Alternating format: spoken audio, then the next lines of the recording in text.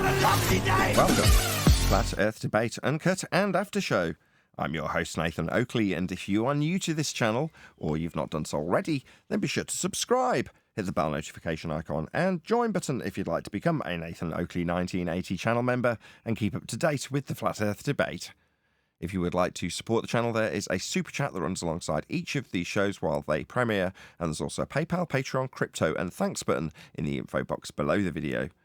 Speaking of patrons, I'm going to do a quick shout out to all of you who do support me on Patreon. So a massive shout out of thanks and appreciation to Giuseppe Montesano, Twine to Twiggle, Mitch Kennedy, Original D-Rose, Rod, The Name's Burley, Todd Wazzle, Jason Hornsby, Christoph Fournier, Flamboyant Telescope, JMels24, Unimento, M Iron26, Endless, Flat Earth Sage, Golden McKinnon, Retro Bill, More Books, Cannabear, Bogey, Michael Kahn, John Kays, Patrick Gunnels, Banter, Mel B Styles, Hairy Blade, Mobile Mac 777, Rob W, Reese Pound, Del West Watson, Maria Nealons, Unbelievable Productions, Blue Ridge Ranger, The Real Gabster, Abraham Mohammed, Skeptic 936, Life is Short, Texas Mike, David Wayne Foster, and Dank.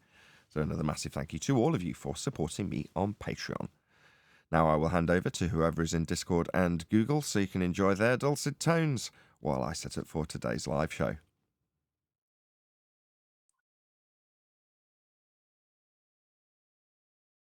So, you know, something shocking, guys. I heard a story, a little story, or a little birdie told me a story, that Jorge had an interaction with Don Pettit. I mean, news to me. Good segue there, Jorge. Yes, indeed. I mean, we didn't have a back and forth, if you know what I mean. I came to this channel, a Discord channel, a new server. For some reason, I'm part of the server. I think it's a server that changed hands. It doesn't matter. What it matters is I was in this channel, and on the first day, I realized Don Pettit was there, but it never spoke. It was actually server deafened. But I made a comment about, and we continued with the conversation. We were talking about celestial navigation in general, and so on. On the second time, I went to the channel. Wasn't definitely was just, and I came to the channel, hello to everyone, and I put myself on, and they started talking. They were talking about conspiracies, you know. People that came in, he opened his mic, he started to talk uh, with the guys on the server, and I was amazed when I recognized his voice, and I said, I let him talk for quite a few minutes before I opened my mic. So in the end, I've opened my mic and I said, well, there is in fact lots of conspiracies out there, but some things people can confront for themselves. They're not conspiracies. Things like just to take one of the names out of the hat, how can you have gas pressure without a container? And they started to dance around the subject. I said, well, there is only one answer, isn't it? You cannot have gas pressure without a container. Without a container, there can be no pressure. Conspiracy cats. I even quoted him. So, and the White Knights started to interject. And Don Pettit left the room. He never opened his mic once again. But I'll promise to be back. I was going to say, how convenient. I'm telling you, they've heard this argument. It's not somewhere in the dark. It's out in the open. That's correct. Oh, you flat earthers, you flat earthers. It's not you flat earthers. It's a simple question on the table. There's only one correct answer. Without a container, there can be no pressure for gases, that is. That's a fact.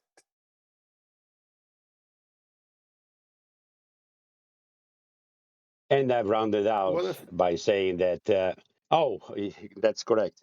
The guys were asking me, so what is this dome? I said, what dome? What are you talking about? "Oh, you just said it. You need a container for gas pressure." And I said, yes. When I look at the sky, I don't see any dome. Do you? No. So there you go.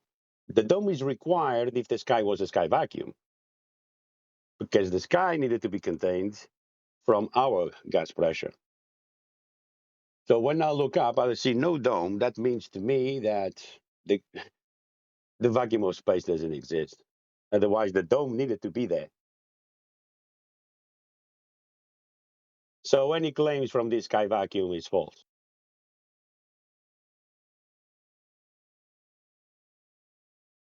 But he basically said, "Show us the dome." Ross supplied that. Yeah, they were, like you just pointed out, they are aware about of these questions. Show us the dome. That was the answer, the rebuttal. They show it to us all the time. It's called a celestial sphere.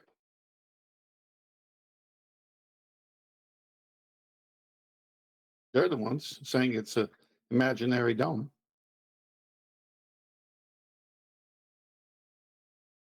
If it's imaginary, why do you keep showing it to us? Yeah, it's the place where the sky the gas particles rebel and come back.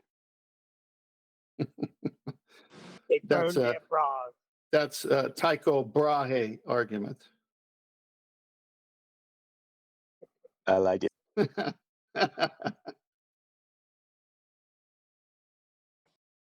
Can I just get a mic check right now? Do I sound any better than before?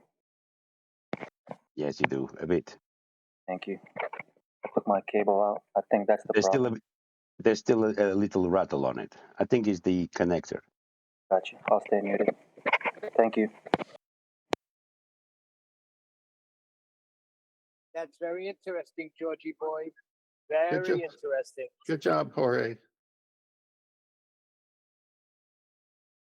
I wish it could be more often.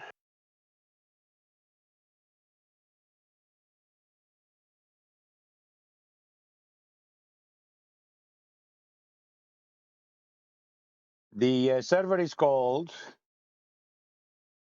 Discord Pirate Radio.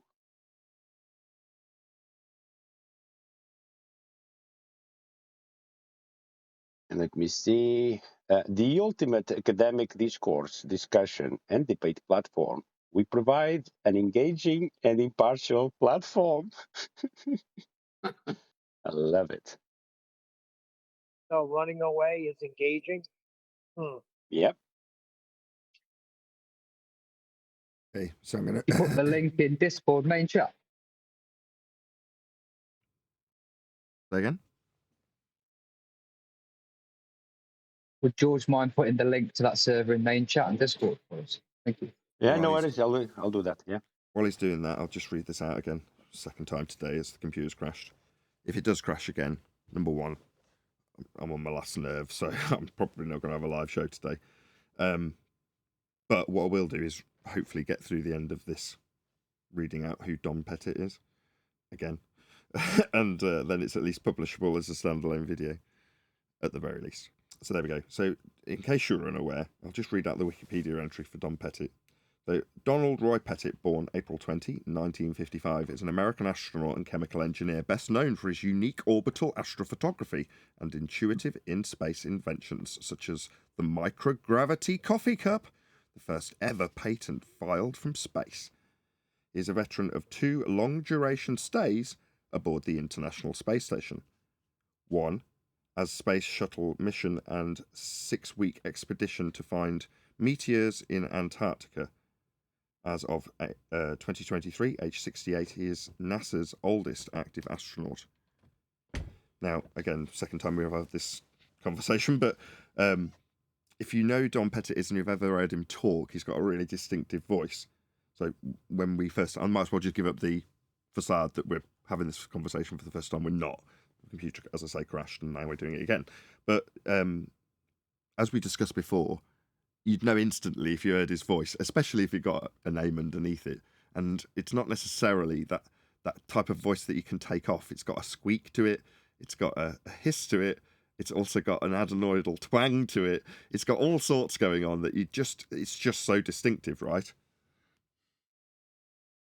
Absolutely. And he was so serene in the way he was talking and the vocabulary he was using. It was him, definitely.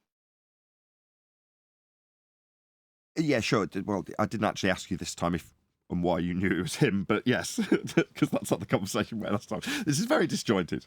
Nevertheless, it makes sense, hopefully, in context, in this one chunk, that Don Pettit is a guy who's claiming to go to a sky vacuum. And the moment Jorge asks him, well, how do you have gas pressure without a container? Him buggering off is symbolic of the situation when it comes to the position that you're in if you're claiming to be in a sky vacuum. It makes you a liar. Now, if that was true, you'd think he'd stick around and defend his position. But without having to be told, this subject matter will take you into a position that makes you a liar about everything you've done. If you claim to have been in orbit, you're not. You know, we know he's lying. We know space is fake. We know orbits as a heliocentric presupposition developed by the church. All of the stuff that he's appealing to having done isn't true. He knows it. It's probably why he's here. Maybe I won't appeal to his motive. Well, he did all he could do is leave. Because it can't be defended. He's one of those astronauts you like to watch talk, because it just says the dumbest things. Obviously, he was the one talking about the technology. It was too hard to replicate to go back to the moon, which was a joke. And then he was the one with the other one sitting down talking about stars, if you could see them or not. And it was like, why you guys contradict yourself so much?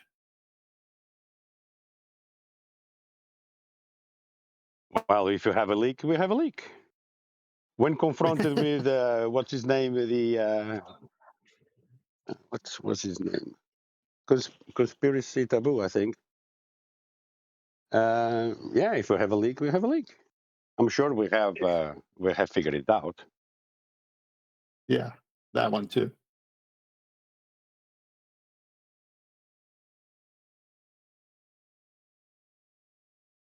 He's the guy who said that we lost the technology to go to Wakey, the moon, wakey. isn't he? Yeah, That's him, He's yeah. that guy. It's a painful process to get it That's back. him. Right. Bunch of malarkey.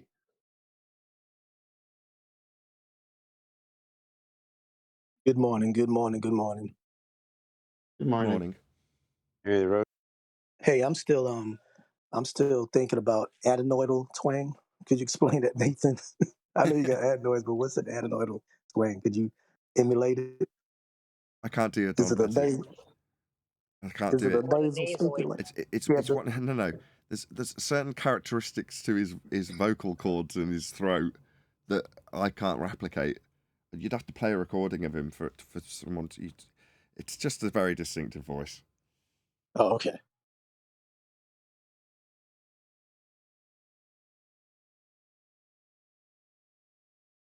I would go to the moon in a nanosecond.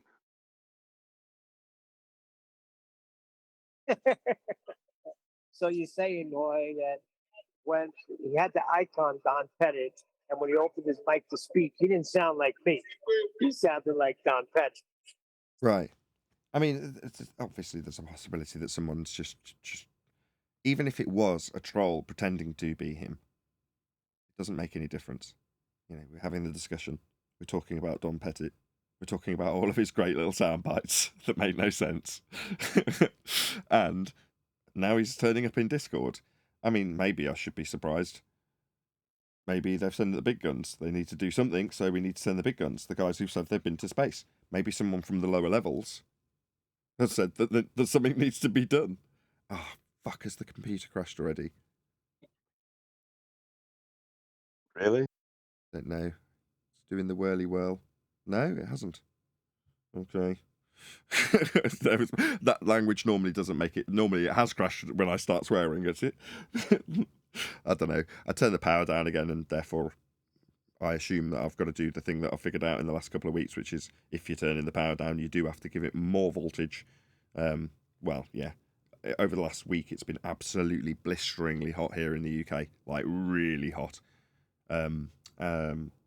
uncharacteristically hot. Anyway, not that hot, but hot.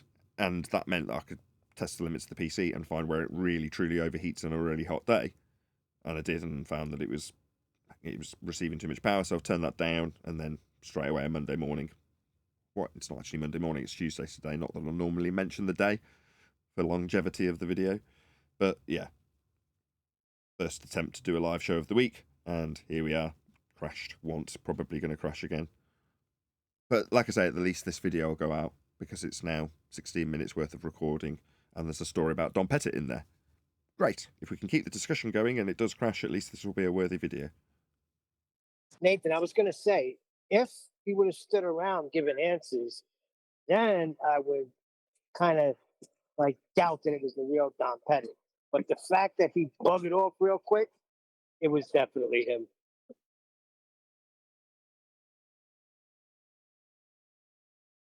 That doesn't matter Yeah, whether it was or I wasn't. genuinely think it was him. You know, because the other people in the chat room, they would know him better, obviously, because he was interacting with them, and he never interacted with me.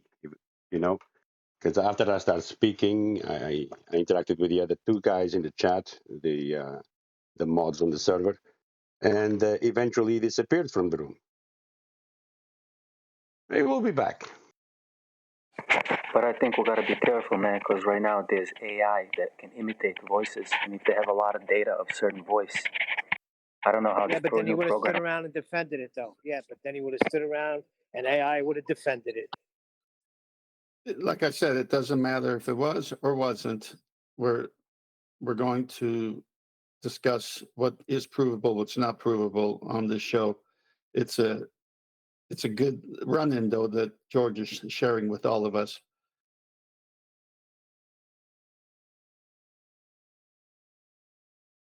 Hey, 10th man, is celestial navigation, is that provable? I would say, indeed, and What do for you mean? centuries. Provable? When you say something's provable, when it's being practically applied, current tense, present tense, that's a nonsensical statement. Let me clarify. Provable on a sphere. What? The process itself precludes it being done on a sphere. So when you say provable on a sphere, no, the process is done flat. Has to be for angles. When you say, well, does it work with a sphere? You kind of just ball up your face, scrunch your face and go, what do you mean? No, it just practically is applied to a flat Earth. I know what he But means. we live on a sphere, Nathan. It's told to us. We were taught it in school. So if celestial navigation is being accomplished, it's being accomplished on a sphere. So No, is it possible? This is why it's our winning argument.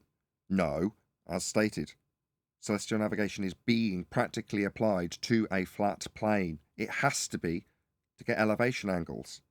That's why all the maps and charts are flat. So literally, figuratively, and practically, Earth is being measured and navigated flat.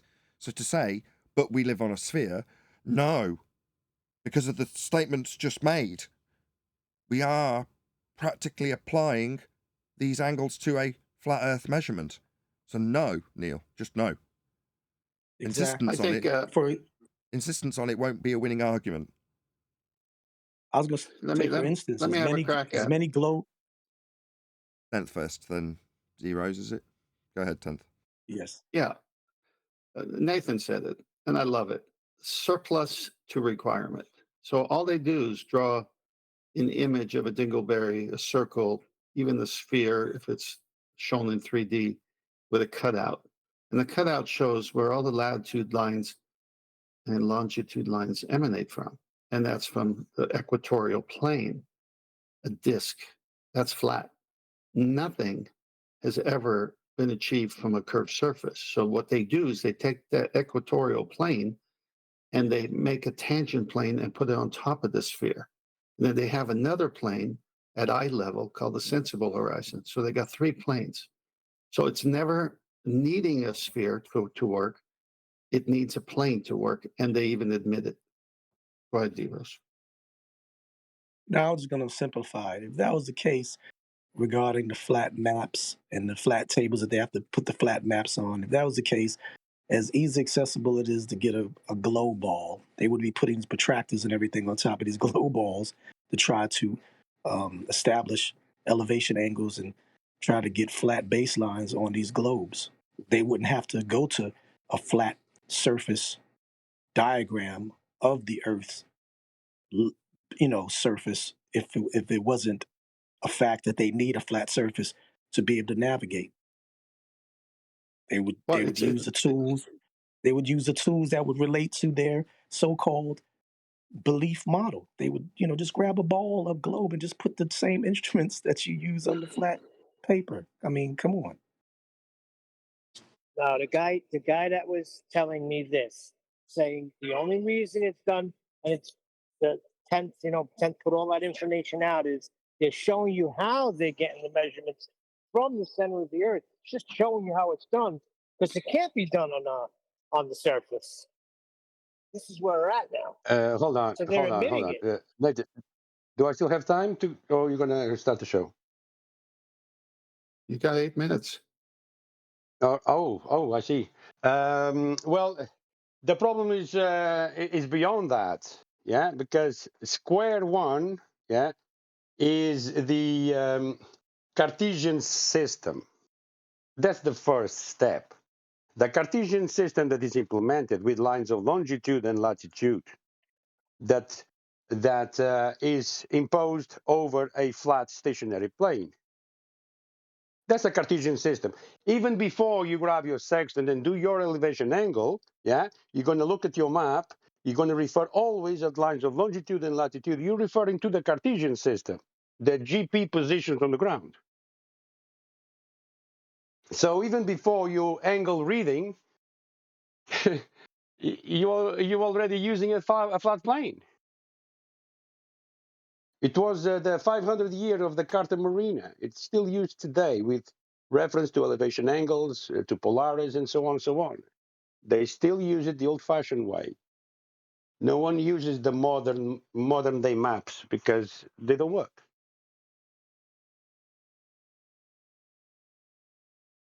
And just to bring back the pirate radio on my first day going there, just before the day before my interaction with Don Pettit, we were talking exactly about this.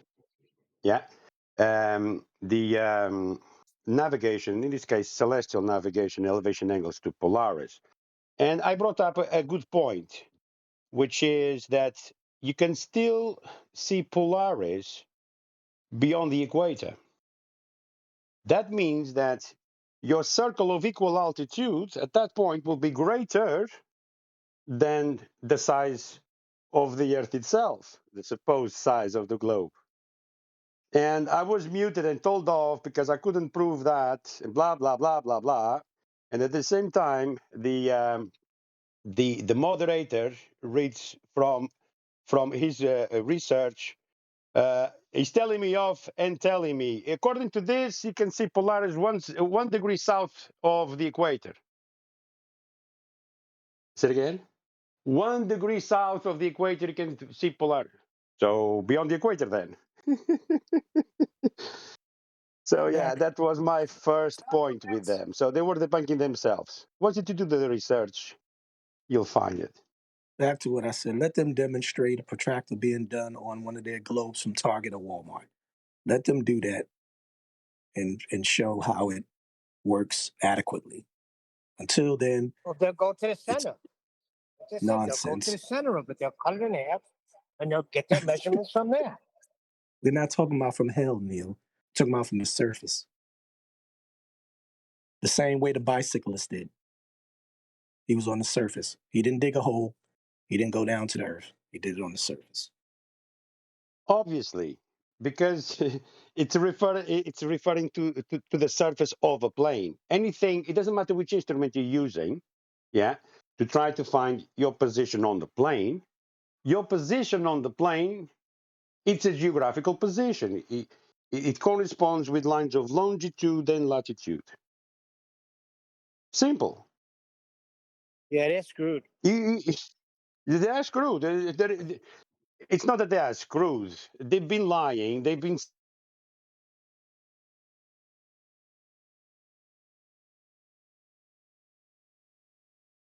Uh-oh.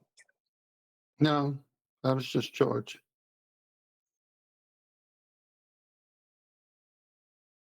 We're still on? Yeah, everything's can't still handle fine. the It's stress anymore. literally just Jorge. Yeah. I thought it was just Jorge. Nathan, I can't handle it. I can't be in a show where I'm always on the verge of it crashing. Let's get it together, please. Yes, it must be very, very stressful for you, Neil. You had your day off yesterday as a union rep, and make sure that happens. Can you just make sure we get a show today? Look, there's a reasonable chance that there's going to be a show today. Only Yes. because I know what I've changed since the heat wave. I've lowered the power limits for the CPU. So during I've started. I'm sure I've said this all before. I've been starting earlier and earlier and earlier, so I can literally start broadcasting probably over an hour before the show actually goes live. Well, the reason I'm doing that is so that if it crashes at the 20-minute mark, it's doing it when no one's watching. So I can then restart the computer, knowing that I've turned the power limits down, and just up the voltage by a teeny tiny amount, which is all I've done. Now, everything's working. Now, if it is the case that that teeny tiny amount of increase in voltage isn't quite enough, then it'll crash. However, I'll be like, okay, I've got half an hour of a recording. That's enough to put out to an audience, which I would do. And then tomorrow's another day. But, I've had a lot of shit break in the last week or so, maybe longer. And, so if there is any stress from the computer, it's just going to have to go on the back burner. I've got too much of the stuff on my plate. So, as unfortunate as that is, and bearing in mind I depend on it for my living, I've still got videos that I can publish in the meantime while I address the problem. Obviously, I've got to keep you guys sweet. Otherwise, when I return with it working, there'll be no one here on the panel to help me make the show. So, I do want to keep you happy, Neil. But by the same token, yes, it's stressful. It's a lot more stressful for me, though. Just bear that in mind. I'm getting no there. I'm excuses. getting a grip on it now. I'm getting there after 8 months with a completely new system.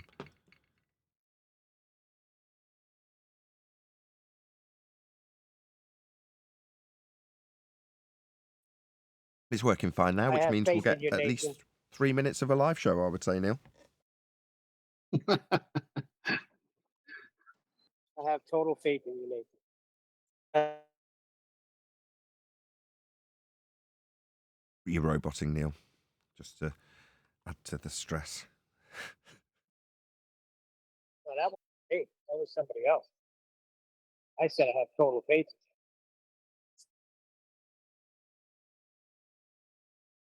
Now, we are joined by Neil, 10th Man, and a whole bunch of people in Discord, so welcome one and all. Good morning. Good morning. Hey, good afternoon. Good afternoon. Good afternoon. Now, we have had horrendous computer issues already, so if this live stream is cut short, you may only be privy to it while it's live, as I'll presumably delete it immediately if we only get 3 minutes out of the stream, as we have done in other live streams like this with the computer on the edge of failure. Nevertheless, we're going to do a bit of housekeeping, so sit back and enjoy if you're amongst the 26, 28, 29. It's going up quickly, people who've just joined us right at the beginning. So enjoy the live stream. I'm not going to suggest you share the show just yet. Anyway, the evidence of a physical geometric sphere edge. That's a horizon, formerly known as Earth curvature. No evidence. Oh, can you hear me? Yes, Well, we there's hear evidence you, right Owen. there. Hooray! Okay, I wasn't sure. I'm not seeing myself move. Ah, now I'm seeing it. Okay, right. Yeah, there's evidence of Baldwin, but not of Earth curve. That's for sure. Okay, your psychiatric issues aside, any evidence of Earth curve, physical geometric sphere edge horizons? Like I was saying, that this is why we can debunk the globe claim, because there isn't.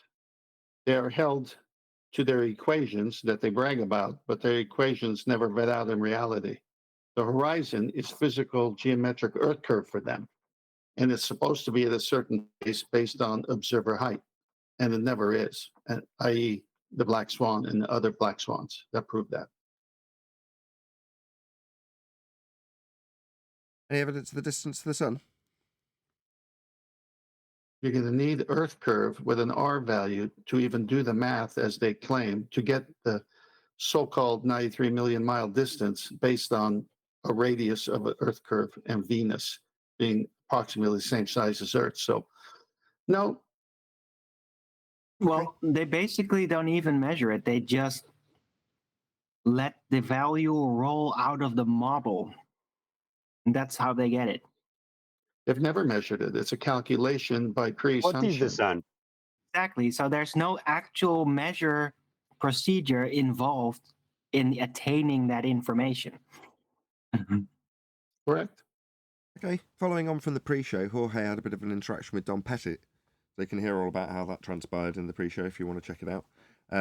But in line with that discussion, any evidence that you can have gas pressure, like we're all breathing, without the necessary antecedent of a container to press upon?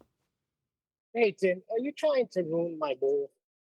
That was my move. I was going to say, according to Tom Pettit, you run away when asked that question. But I guess you're privy to me now. Yeah, Jorge put that exact question to Don Pettit. This is his avatar. So there was some question of whether or not it was actually him, although he's got a very distinctive voice and this was his avatar. It doesn't mean it was him, but it makes no difference to the discussion points that we're having as a result of this alleged interaction by Jorge with Don Pettit. So there we go. Is there any evidence you can have gas pressure without a container? Well, there's only Whether one it answer was- to that question, and Conspiracy Cats knows very well that without the container, there can be no pressure. A container is required for gas pressure. It's an antecedent consequent relationship. Without the container, there can be no pressure. Right on, Conspiracy Cats. Without the balloon, there can be no pressure. You need a container to have gas pressure, and if we're breathing it, there must be containment. Oh, what about I'm outside so it- right now? with I'm that breathing statement- fine. With that statement, So- it's fair to conclude that the sky vacuum doesn't exist then.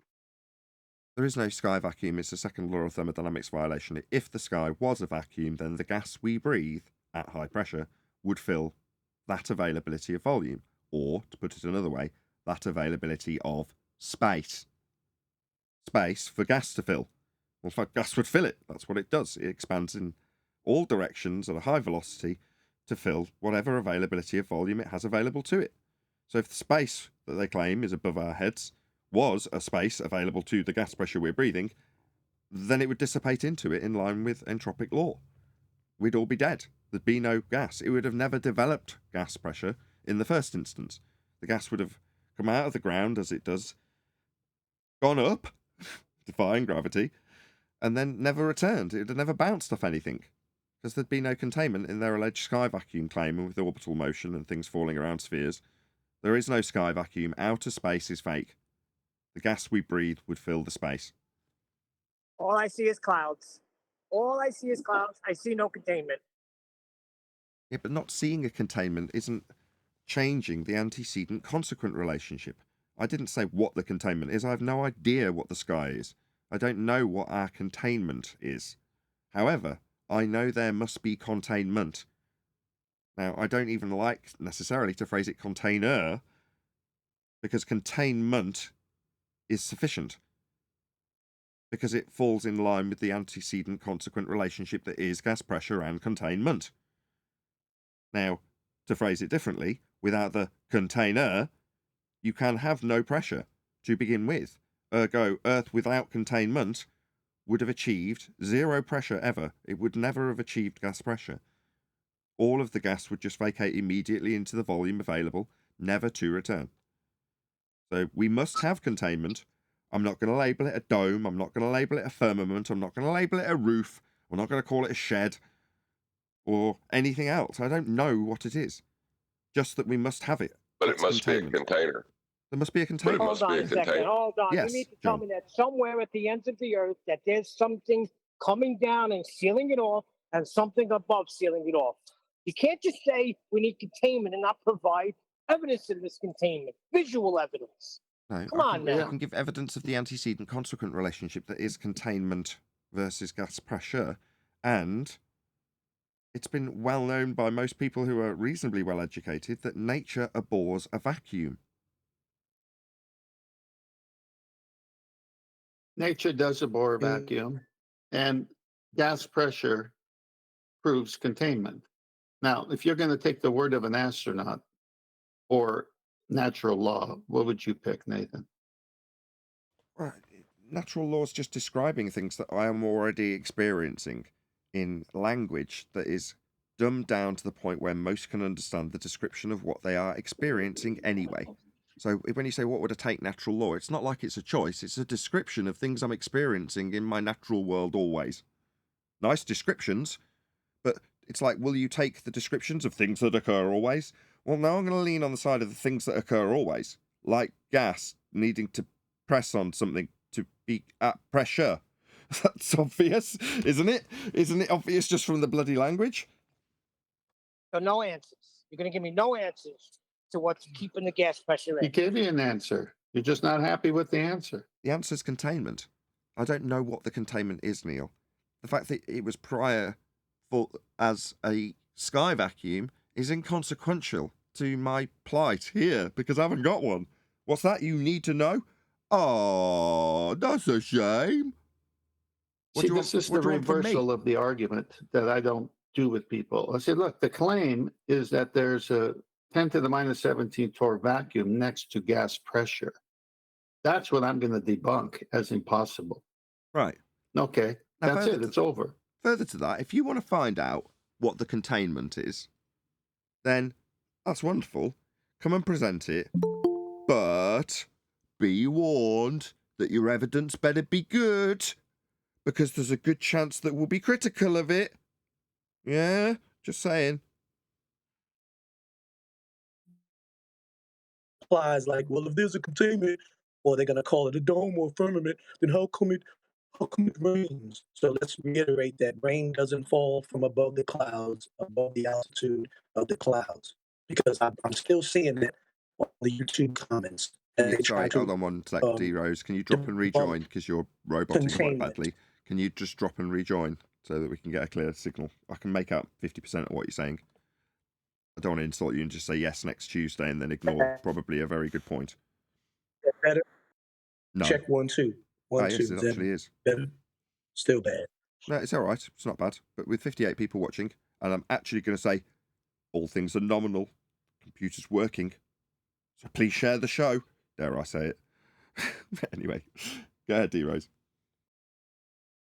No, I just want to reiterate the point that if you do start talking about what it is, Drop and rejoin.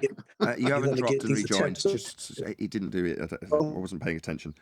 Drop and rejoin. That is to say, leave the server, refresh that page, then join the server again. It's dropped. Thank God. Hopefully, we'll actually hear that for a third time, or we will just hear nothing but that garbled nonsense for the next 10 minutes. Well, I think the answer is on the definition of gas pressure, isn't it? Gas pressure is the force of the gas particles colliding with the walls of its container. That sounds very much like the Hello? NASA Is that better? definition. Am I wrong? That sounds like NASA's definition. Yeah, Yeah, that's correct. you're back. You're back, dear Rose. You sound good. Go. Okay, I just wanted to reiterate. Yeah, Neil, you don't want to get into the details of what it is. Just know that the antecedent is a container. Don't worry about what it is, because if you do that, then you're going to get in an argument about, well, if it's a container, a dome, or firmament, how come it rains? Then you have to explain to them that it doesn't rain above the cloud's altitude. And then you have to start breaking down what's above the cloud's altitude and what it is the container. Just let them know, like you said, entropy. Second law of thermodynamics does not allow gas pressure without a container. So, because I'm going through that with this. It's raining, so where does the rain come from if there's a container? Because people are that stupid, and they'll drag you down that Yeah, but stupid. Hold on one second, guys. Hold on. You needed to know Hold on, by hold on now. 1 second, Jorge. that- I appreciate your sentiment, D Rose, but yeah, there's a fine line to be adhered to here, and you've exposed it, unfortunately, with your last statement. Right. On the one hand, if there's a fundamentalist in front of us, and that fundy is saying he's here to learn, but really wants to pull apart our arguments, or just talk through them and be critical of them before they've really been concluded or presented fully. You know, those types of people, yeah, you're not going to want to get into telling those types of people, contextualized as I've just done, about what you believe the sky is at all.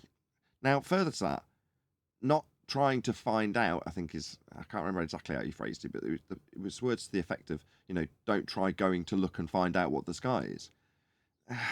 That is so dangerously close to saying, let's not investigate what the nature of our reality is. And that's where the line gets crossed for me, sorry.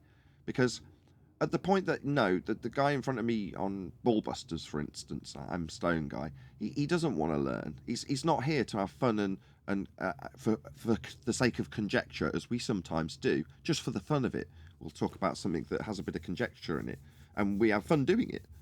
It's all disclaimed if it's recorded or live, but ultimately that's something you do with friends, because we know that we're pretty super serious when it comes to the nature of reality, and to toy with that, we have to have a bit of mutual respect in order to do it. You don't do it with an enemy, because they just take liberties.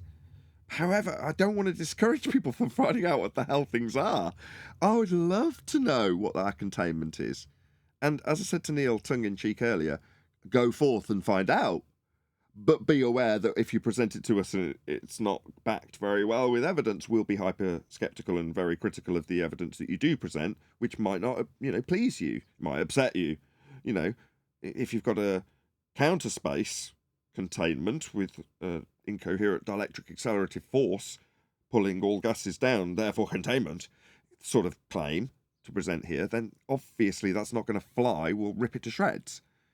But if someone actually found out what the container was, and they're like, no, here's a bit of it in a jar, you put it in a petri dish and go and have a look at it for yourself.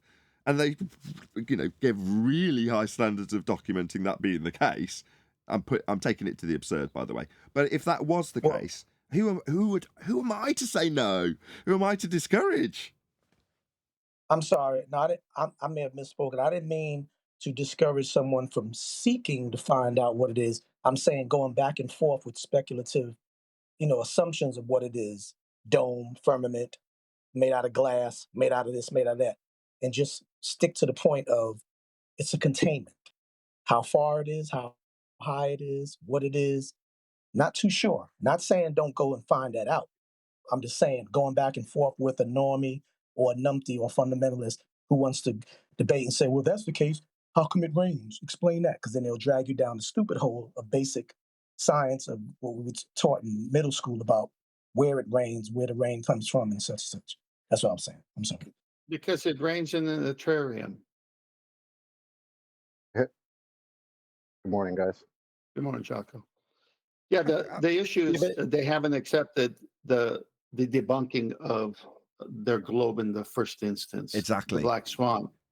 Exactly. It's fun to have a bit of speculation amongst friends, but if the person is simply trying to get to that speculation to pull apart your speculation about an aspect of something they don't want to relinquish and they've failed to concede, in other words, they aren't admitting, I understand, we can't have a sky vacuum, but what do you think it might be?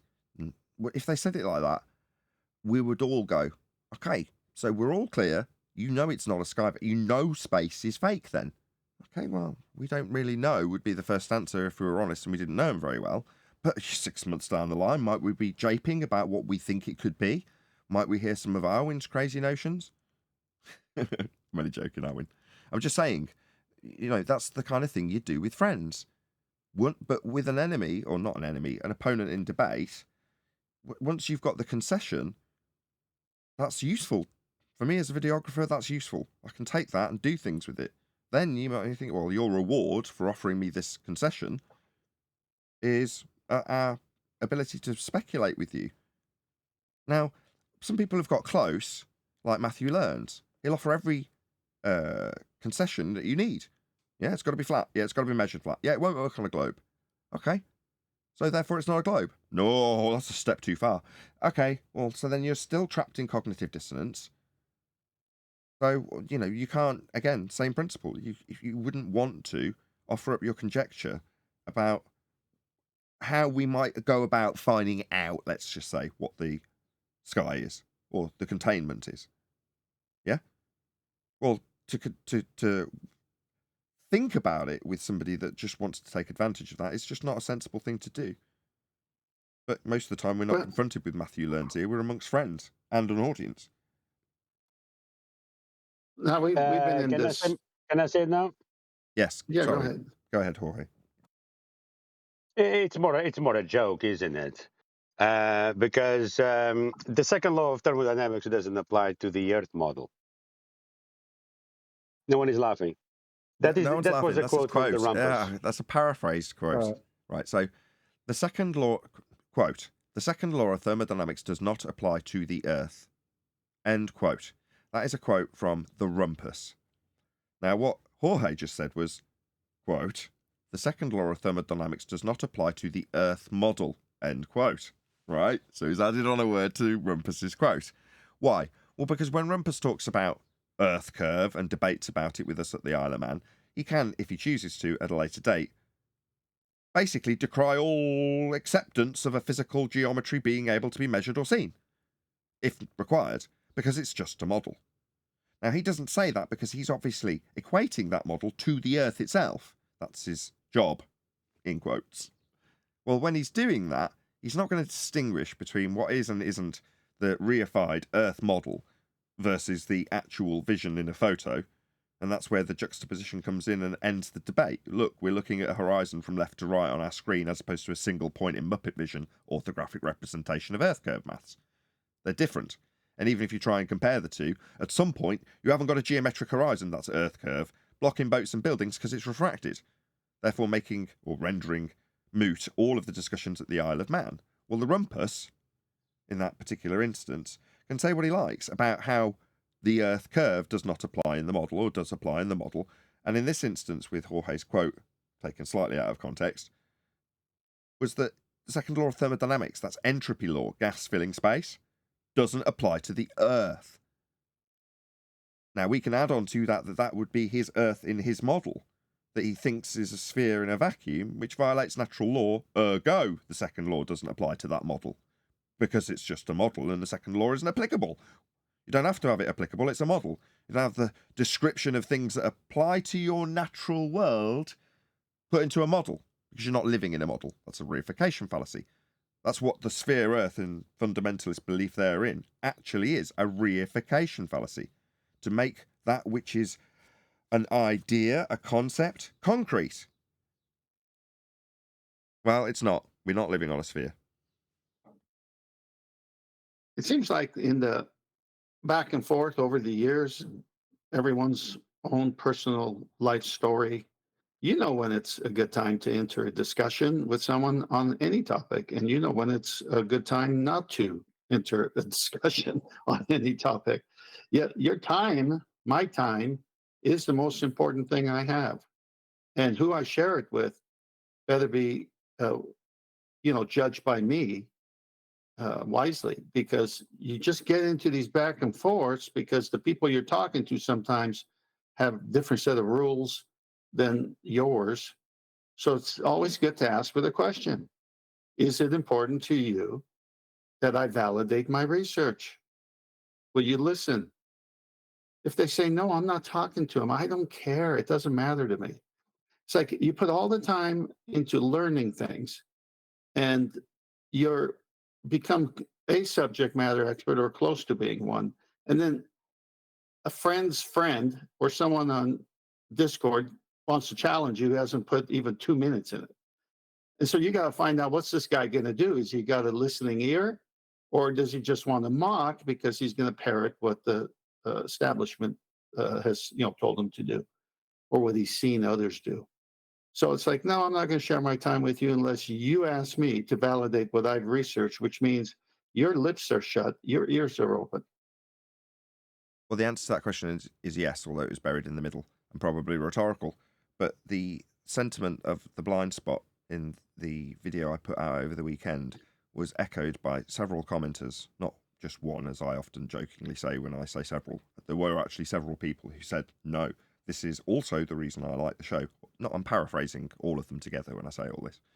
But yeah, the sentiment was, no, I like the no-nonsense, hard facts approach to the show. The speculation is left at the door when you get live. Well, no one's saying this, I'm adding this. But that is my focus when live. In other words, there's pretty much a free-for-all in the pre-show. It's a warm-up to get people in the mood to talk generally and then I can keep the focus of the show as it is live, so that we're not speculating about ice walls or speculating about domes. Now, that's I believe, the first time I've used that word in this context so far, with the overriding subject matter being Don Pettit's alleged joining in on Discord server chit-chat and then departing when asked about gas pressure without a container. Now, that is the overriding argument here. You can't have gas pressure without a container. What is the sky then? Don't know, don't care. Well, you're saying it's got to have containment. What? Actually, no, I'm not saying it's got containment. There's a positive claim that it's a vacuum. That's not my claim. But I can undo that positive claim by saying that you would require containment for the gas pressure we're breathing to rebut the assertion that we have a sky vacuum. That doesn't put me in the position to make a positive claim and have to defend what I think the sky is, or even assert that we must have containment. Because in rebuttal to a claim that the sky is something, that's a sky vacuum, otherwise known as outer space, in case you're not familiar with the show format, outer space, the sky vacuum, is a positive claim I'm not making. I can refute it. We need containment for the gas pressure. So we must have containment is a conclusion that I used to very cleverly lead debate victims, let's call them, to make them say it. Well, by saying what you have led me to, they would then repeat, we must have a container then. What is it? You tell me you just told me that we must have a container, sir, would be my reply smugly, as I force them into the position of logical consistency where they would have to tell me that means we must have a container. Oh yeah, is that right? Is that what you are telling me, victim? Well, you tell me what the container is, I would ask, given that it's now their positive assertion that there must be a container. I don't have to make the claim, is the point. I can lure people into making it for me by way of logical inference, right? Now, in rebuttal to a claim that the sky is a vacuum overcome by the antecedent consequent relationship of gas pressure and containment, I have not made a positive claim about what the sky is. And you, the person hearing that, will be forced, not physically, mentally, forced by way of logical consistency into the position where we must have containment. Typically, I don't say it in debate. I like to get my opponent to say it because that's the only conclusion. I just don't have to make it or use it as a positive claim or defend it after making a claim I haven't made yet, especially when my opponent does it for me. I'm done. So no answers. That's clever. You're going to tell them we don't have Wait. this, so therefore we have this, but you're not going to provide any physical, listen to my words, Nathan, physical evidence of containment. I can provide all the physical evidence required to back my assertion of the antecedent consequent relationship that is gas pressure and containment. I can provide that to debunk the claim that the sky is a vacuum. The positive assertion that would be being debated and requiring evidence for my position in rebuttal to the claim the sky is a vacuum. What's that? Well, you're saying it is something at the end of that process? No, I'm not. My opponent would make that conclusion upon having the demonstration in rebuttal to their claim the sky is a vacuum that you must have containment for gas pressure, which we are breathing. I would force them to concede that point only. We are definitely breathing gas pressure, aren't we? Okay, so that's a given. Not making any claims about why we've got it. I'm saying we are breathing it. Well, we wouldn't be if the sky was a vacuum. End of argument. Did I make a claim about a dome? Did I make a claim about a container? No, I didn't need to. But my opponent might after that, because it's left them with a bias towards logical consistency over there. Sky vacuum, space, which is fake. That's all I need, them to concede. That's what Neil's doing right now, is saying, well, there's no evidence of the container. He's made that logical inference. And now You're he's wanting breathing to that. describe it. What just here, look, to be Neil's advocate, what I want to say is the one thing we can say for sure, that the containment has to be solid, right? Could it be a liquid? Way to No. miss the point It's entirely. definitely not gas. Way to miss the point. Huh? Yes, as friends, D-Rose, yes, as friends, we may discuss this over coffee, perhaps in the after show or pre-show. However, no. My point is very clear. You don't need to make a positive claim about what the sky is, ever. So to say, well, we must say that it's got some solidity to it. No, we must not. Can we draw these logical inferences? We could, but I'd be jumping down your throat for the same reasons when I'm trying to discipline the audience into the understanding that you may choose to discuss these things about what the dome might have to be amongst friends. Just know that the argument doesn't require you to do it as a flat earther, unless you're making a positive claim. And if you are, and I've said this to Neil 3 times now, better make it good, because we're going to be skeptical. Because we've already been duped with sky Exactly. vacuums, haven't we? Right, You don't Nathan. need That a was my point earlier. replacement. They got misconstrued. That's what my point was earlier. I wasn't saying by cease trying to find out, or I'm talking about don't even use it, even with a normie. Don't get into that. We're all speculating. We don't know, but it's definitely due to entropy and the laws of thermodynamics. There has to be a containment. That's the point I was saying earlier. Yeah, Period. and that's the point that we End started of off with and story. discussed in the pre-show when we were discussing Jorge's interaction with Don Pettit. Exactly that. At the point that the guy who's claiming he's flown around in the sky vacuum, sorry, am I claiming to have gone to the sky? I don't know what it is beyond commercial flights. I have no idea. And that doesn't, even doing those doesn't mean I know what the bloody sky is. Far from it. No. This man, on the other hand, says he's orbited in a sky vacuum. Okay. Positive claim then.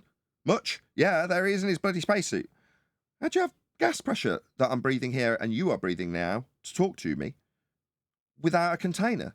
If you've been to a sky vacuum. It's that simple. Now, he didn't give you, Jorge that is, an answer. Because he can't. Right? But it makes what he says a lie. His claim wrong. His religion falsified. What's that got to do with me? Oh, but you're a flat earther debunking it. Oh my, I must immediately provide you alternatives. No. Far from it. Yeah, Nathan, hold on. But then, Can we go? Wait, I'm sorry. Did Don Pettit came into what, a Discord Yes. with flat earthers? Yes. Don Pettit. Yeah, so Jorge went through Wow. that twice already because the computer crashed, and then I said, you might have to tell us all that again. So he did in the pre-show to this live show, and then we briefly touched on it at the beginning. But yeah, Jorge had an interaction with him. You can go ahead, Jorge. I'm not going to steal your thunder here by summarising it, if you may, if you will. Yeah, of course. No problem. No problem whatsoever. We were talking about conspiracies. They were talking about conspiracies. I was there. I was listening to whatever they were talking about, the different conspiracies. They didn't touch on anything in particular, but they were saying that people fall into these conspiracies, blah, blah, blah. So I said hello, and then I said I agree with some conspiracies that we cannot prove, but there are some things that we can prove for ourselves, and anyone can verify those things. And I mentioned just to take one out of the so many questions that we have. How can you have gas pressure without a container? I asked. So there was a silence for a second, and I did a mic check, and they said, "Yeah, coming through." So I asked again, "How can you have gas pressure without a container?" The rebuttal was, "Where is the dome?" I said, "Excuse me? Yeah, what is the dome?" I said, "Well, what do you mean?" Wow. Yeah. When I look at the sky, I see no dome. Therefore, the sky is not a vacuum. If the sky was a vacuum, yeah, you needed to have a dome to separate the gas pressure from the outer space. But obviously, when we look at the sky, we don't see any dome. Therefore, conclusion is the sky vacuum doesn't exist.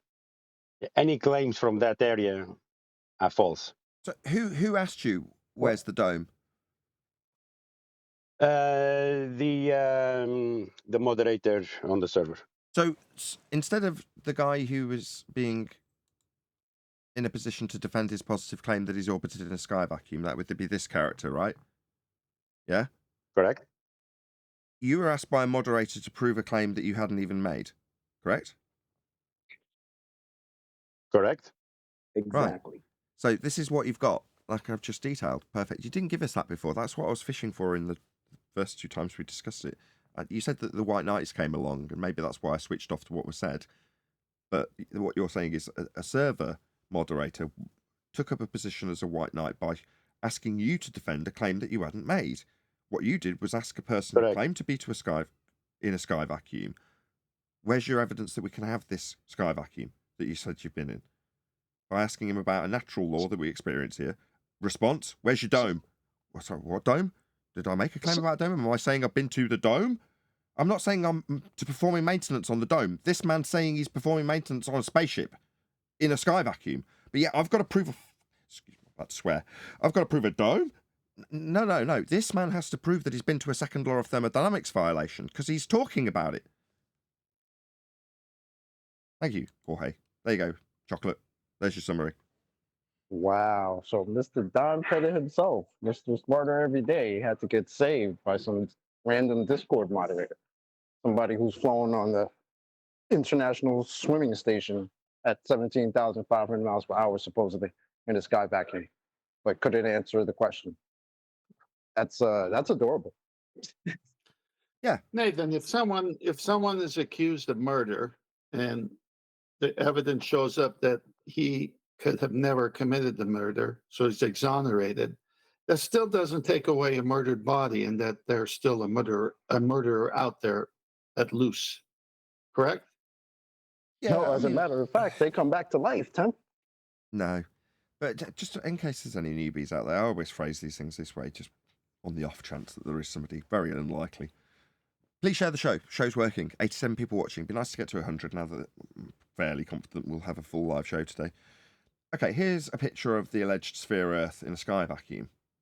Okay, we've got Conspiracy Cats with his little finger. Do you see where he's pointing? Right, he's pointing right at the edge. Okay, yeah? Let's just take it over here to the edge where we've got these white, fluffy clouds. Okay, now all of this is high pressure gas. It's what we're all breathing. We're all familiar with the gas. Okay, this black bit is claimed to be 10 to the minus 17 torr vacuum.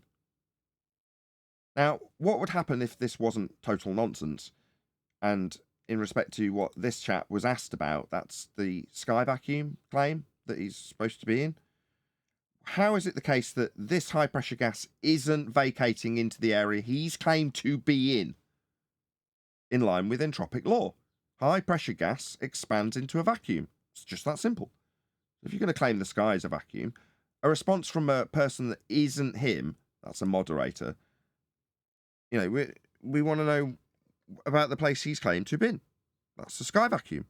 So how can you have gas pressure without a container? Not where's your dome? No, where's your sky vacuum, Don? That's what we're asking. Because you, and you're not going to like this one bit, are a liar. You haven't been to a sky vacuum because there isn't one. You haven't orbited space on the space station because space isn't real. It's fake. And you, sir, are a liar. You're an astronaut. To claim to have been to a place that isn't real factually makes you a liar. And it's easier to call you a liar, having had one of my own panel members tell me that you were asked about how the area you claim to have been with your special space helmet that's specifically designed to give you the life of gas pressure contained within that suit, why you wouldn't answer a question about a sky vacuum with gas below you in the space station not dispersing into it. We would expect answers. You didn't give them. A moderator asked about a dome that wasn't claimed. So calling you a liar becomes all the much easier for me. You are a liar. Now, regardless, if someone came along and said, actually, this dude here with his thumbnail, that's just somebody who's robbed a picture of him and goes around pretending to be him. Doesn't make any difference. I couldn't care less. Don't care. All right, it was a troll. Oh, well, Don, you better get in touch with that troll because it's caused you a lot of grief. Because we're now questioning you and your sincerity when it comes to the sky vacuum that you claimed to be in when you said you were orbiting Earth in the space station, a light that we see in the sky. Now, that light that you said you were on would be a complete fake, fraud, lie, making you a liar. Just want to get that summary in before we get the ball rolling with everyone else. Go ahead, whoever it was that wanted to go. Well, I was going to say the moderator come to that conclusion too, because he was wanting to know about the container we would need, assuming that it's a dome, and already accepting that Don Pettit's a liar to ask that question to begin with. Correct. Without sounding arrogant, my next question to that person would have been, oh, so you concede we must have containment then? Because they're the one postulating it. Obviously, it's been put to Jorge as a straw man, non sequitur, that he hasn't claimed, and a burden of proof reversal fallacy to boot. But nevertheless, even with all that in tow, I'd have still put it back at the moderator. Oh, you, the one who just said the word dome, are asserting that we must have containment. So you concede that the place this man says he's been to is fake then, because we must have containment for the gas pressure. We are asking him about. Yeah, but, you know, it's one of them. Well done, Jorge, for putting it to him at all, giving us the justification to have this discussion. Even if it was a troll, doesn't matter. Really doesn't. Correct. That's why I put it the question. Yeah. And the answer to Jorge's question in regards to how can you have gas pressure without a container, you can't. The gas would fill the space. Exactly. I gave them the answer as well. Stony Because that is silence the from only Lamar. answer for gas pressure. One more time, Jorge. And then, John, go ahead. I did give them the answer. Because there's only one answer to that question of gas pressure. The container is required. Simple as that. There's only one answer. Indeed. Glad you delivered that to him personally. Go ahead, John. I was going to say, or Stony silence from a liar, and then someone else jump into White Knight. That could happen too. Quick, save him. It's too bad that well, the there's guy a third. Go ahead, Chocolate. I was just gonna say it's too bad the guy that he interviewed, or interviewed him on the Smarter Every Day, when he asked him, well, you know, what would happen if you had a leak, and Don's best response was, well, you'd have a leak. It's too bad that he didn't ask him, well, why is all the air not leaking away from the Earth? Being that you think if you're in this little tin can washing machine 250 miles above the Earth can have a leak, why is that not applied to the Earth? Unfortunately, You got to carefully phrase these things. You bring up a photo like this from Wiki, and go, man, this is quite old now. Oh, wow, handsome you were 20 years ago, Don. Yeah, I was, wasn't I? I can't do his adenoidal voice. Anyway, yeah, handsome fella. What's this orange getup? What's all this about? Oh, well, that's a spacesuit. Oh, wow, what's that for? Well, it's to maintain the high pressure gas I need to breathe when I'm out in a sky vacuum. Oh, that's very interesting. So why'd you need it? Well, because if I didn't have it, the gas would expand into the vacuum and I'd die. I see. So as you're looking down on Earth, you're saying that the high pressure gas you're breathing at the same pressure as Earth has would expand from your spacesuit into the area of volume known as space. I see. Why isn't Earth's gas pressure doing that? Whoops. Here we are. Exactly. Here's Earth at a high pressure. You looking down on it. Here's Don, this little mouse pointer. That's him floating around. Wow, I'm in the ISS in a model that the second law of thermodynamics doesn't apply to. Honestly, liar. Meanwhile, he's in an area 10 to the minus 17 Torr vacuum, or whatever alleged value they ascribe to it closer to Earth.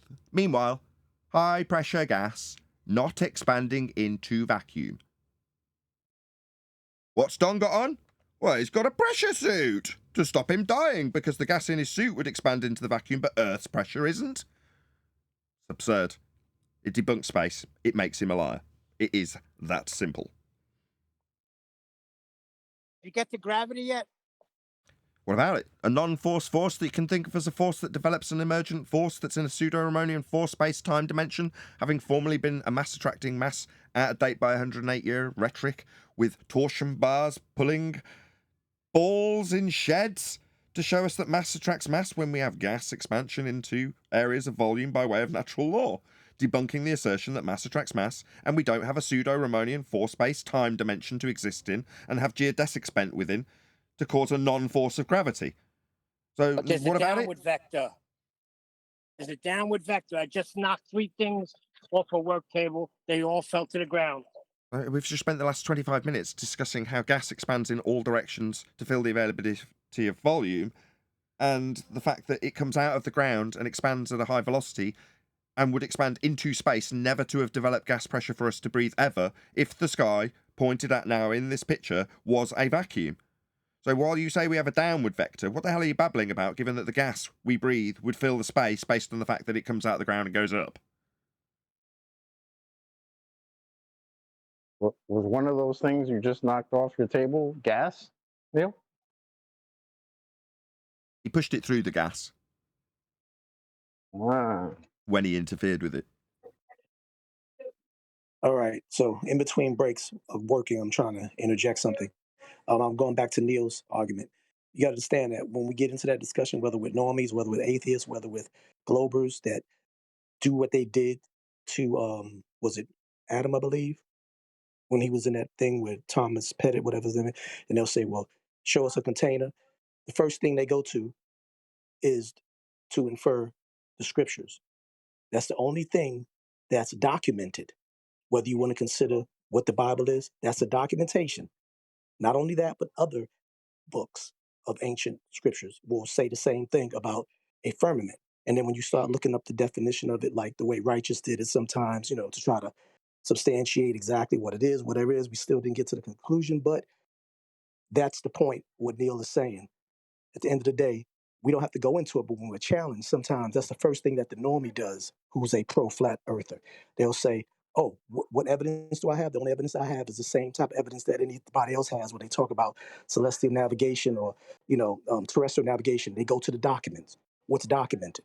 Unfortunately, the only documentation really, other than other books that are related to scriptures, that are subsidiary books of secular form, is the scripture. And it'll talk about the firmament. And the way it's expressed is the same way it's expressed about containment, which is kind of a solidified response to someone that says, well, can you explain to me the dome or the firmament?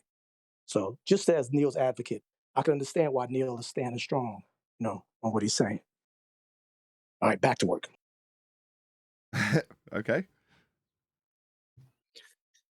You don't have to give a replacement once you debunk a false claim as a false claim.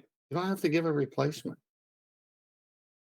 I don't understand why we have to. They're throwing that on us because they just lost their sphere, their globe, their outer space, all this stuff. They just lost it right there. And so they have to change it up a bit. And then they say, well, show me the container. Well, the antecedent for gas pressure is containment. I don't have to show you anything. We're breathing gas pressure. I just debunked the space claim, the vacuum of space next to gas pressure. So what else can I debunk? Curvature of Earth, black swan. What else can I debunk? Navigating by the stars, flat plane. They're so lost at this point that they want someone to fill the void once you show, well, if it's not this, then show me what it is. All right, I'll show you what it is. I'll show you what it is by showing you what it isn't. Right. They need to show us. They need to show us the container because they're claiming this pressurized system adjacent to a vacuum, and that can't happen without the container. So, where is the container? Nice summary to take us on to exactly that, the housekeeping question that this discussion started. And we've just tipped over 100 people watching, so please share the show. We will have an extended live show because I'm going to see if I can stress the computer and make it fall over so I can spend the rest of my day testing it because that's fun. Anyway, please share the show as we have actually got one, which is great. But yes, precisely, One Deck. That brings us nicely back to the housekeeping question where we ask our opponents who have the positive claim, is there any evidence you can achieve the gas pressure that we are breathing without the necessary antecedent of a container for the gas to press upon? I don't see a container. Sorry, I don't see a container outside. I said it before. I showed you a picture of the sky, and I'm breathing. I don't see nothing. So what the hell are you talking about? I don't care. You're one of these moves. Sorry, I didn't make a claim to defend. I'm not saying I've fallen around a sphere in a sky vacuum, Neil. I'm out. You said. This is asked by the guy who has a name for the container? He said, without containment, there can be no pressure. Where's the containment? That means you're saying container. That means physical. I'll answer you. Let me answer. Oh, bloody hell. We heard the first 2 times. I don't know. However, why did you think you knew? Well, because people like Don told you it was a vacuum. Okay, so we're all clear. I'm not telling you what the sky is. I'm telling you that to have gas pressure, any gas pressure, not the gas pressure this man says he's violated when he visited a vacuum, which nature abhors. Any gas pressure requires containment to achieve the pressure in the first instance. Now, knowing that, and not making any claims about the sky, I propose to this man that he is a liar because he claims he visits an area that violates natural law, where the gas at pressure would fill if it was true. Now, I don't know what's there to replace his story about what he says the sky is, and I don't care. I'm not making any claims about it, Neil, for the 5th time this show. He is. Well, It's Neil, his responsibility Neil, and his burden, not mine. Go on, John. Neil, every time Neil says, "Where's the container?" say, "Well, every single example of gas pressure requires a container." So you understand that, right, Neil? We'll find out in a second after we shout out Godzilla37, who says, if unicorns aren't real, then how do you explain the unicorn horseshoes I get in my Lucky Charms? Ha! Flat Earth debunked. Thank you very much indeed for the super chat. Yeah, it is akin to saying, well, if you're claiming unicorns and I disprove your claim of unicorns, well, then why would you turn around to me and say, well, what are they then? Given that I've used unicorns to explain something that isn't actually true. So if I use unicorns to explain why all things go up, and then you debunk my claim that all things go up using unicorns, and then I say, well, what are they then? If not unicorns, what have you got? I mean, the container as well, if we say where it is, it must be at the most outer limit of the furthest gas particles, what they're pressing up on. That's where it is. That's where the container is. I love it.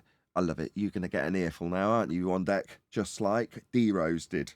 Well, if this was the after show or pre-show, we might have just had a little happy discussion amongst friends about what it'd have to be. I don't care what it has to be. I know I'm breathing gas pressure. That's all I need to know. How does gas pressure behave? Well, it presses on the walls of its containment. So, without drawing the logical conclusion, because I didn't, my opponent has to draw one, doesn't he? Well, in the case of Jorge and Don, he has to draw the logical conclusion that he's fucked, because it makes every word he said about the place he has visited a lie. Excuse my language. But as long as you're asking what it is, if there's an it, we don't have a discussion anymore. Because in your model, or quote unquote model, there is no container. So if you're going to go to the extent of, well, if there is a container, what is it? Well, the fact that there's an it debunks your whole claim. So thanks. But I wasn't saying that's it. Well, I wasn't saying what is it. I was saying where is it? It has to be whatever it is at the furthest point. He's gonna get another earful, isn't he? Yeah, Where is it? What is it? Hold on, let's see if he can tell himself off. Then he won't get an earful from me. Go ahead, One Deck. Yeah, we just know it needs containment. We don't have to go any further. Yeah, what it is, That's all where we it need is, to know. who cares? It's not your burden. Suddenly you're in a position to, oh, right. So, One Deck, how do you come to this conclusion of the distance of your container that we must have, that you must now prove because you've got a distance for it? You know, just, it's not your burden. I'm again, like I said to D-Rose, I don't want to stop people investigating this stuff. And if you find out and can prove it to me, then I'd be elated. I'd love to know. I'd disseminate it on your behalf. I'd sing your praises. I'd cite you. But we don't get that. But we don't have to. It's not our burden. You might be fascinated with what the sky is. Good for you. I mean, I am too. I've got to be honest. That's why I'm doing it with this particular example. First question I asked. So, all right, space is fake and... okay. Why is the sky blue? Nobody knows. I'm still asking that. It's 8 years later. So I'm obviously keen to know. So I don't nothing know physical if, to show me, right? Hold on a sec. I don't think you could attack One Deck on that because there has to be a point of vector change for pressure to form to begin with. So his question is valid, or his statement is valid. For you to have gas pressure, you need containment. So you need a point at which the vector of gas changes. Okay. But how does that strengthen or weaken their argument that there must be a set distance for the vector change upon pressing on the walls of a container, which must be there by way of their conclusion to my forcing them into a logical consistency that cannot be denied when it comes to the antecedent consequent relationship? How far it is just leads them to put you in a position to justify it when you don't need to. He's not wrong, and I'm going to agree with you, John. He's not. He hasn't. He got a smile, a semi-earful, a pretend that he might get an earful, just to make my point again. And you are right. He doesn't deserve an earful for that because he is justified. Likewise, the point that D. Rose made is equally justified. Has it got to be physical? D. Rose postulated, yes. Is he right? I dare anybody say no. So he's right. But he still got an earful, didn't he? Right? Why? Because the point I'm making is it's not our burden. Who cares? Ignoring mine, though, right? No, Neil, I addressed yours. When you asked, where's the container, I said every single example of gas pressure that exists No. requires a container. You're talking about something physical. You need to show me some physicality. Stop with the nonsense. I can show you any example of gas pressure requiring a container. Are you accept breathing that? physical Hold on, I'm air? going to just say I quite like this new Neil. Keep going, Neil. You're doing really well.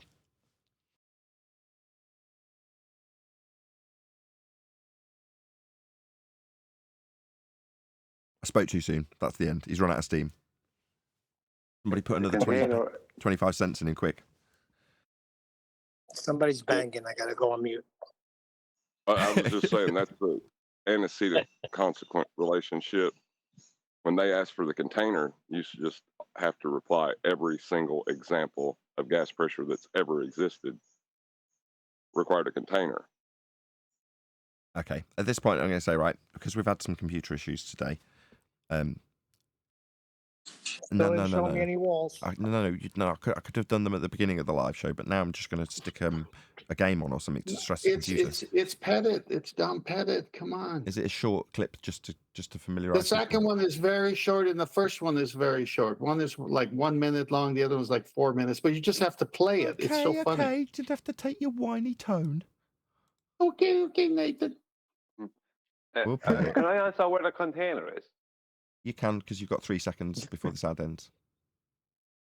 You could maybe say that it's where all the microstates are.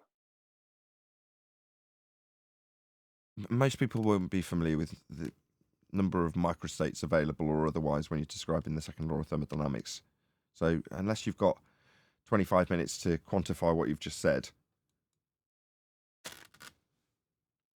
Well, no, I'm just saying you could say that to someone in the opposition and they couldn't deny it.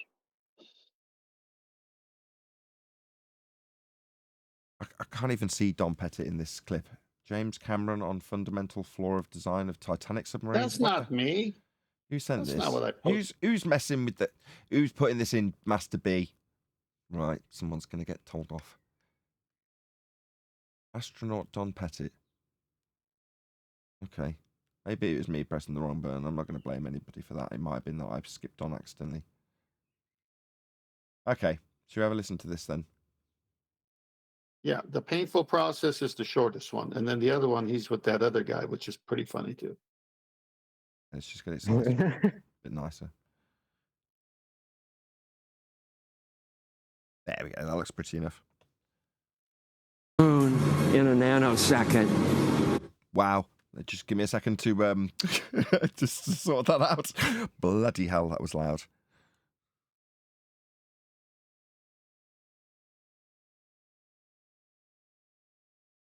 But we destroyed that technology, and it's a painful process to build it back again.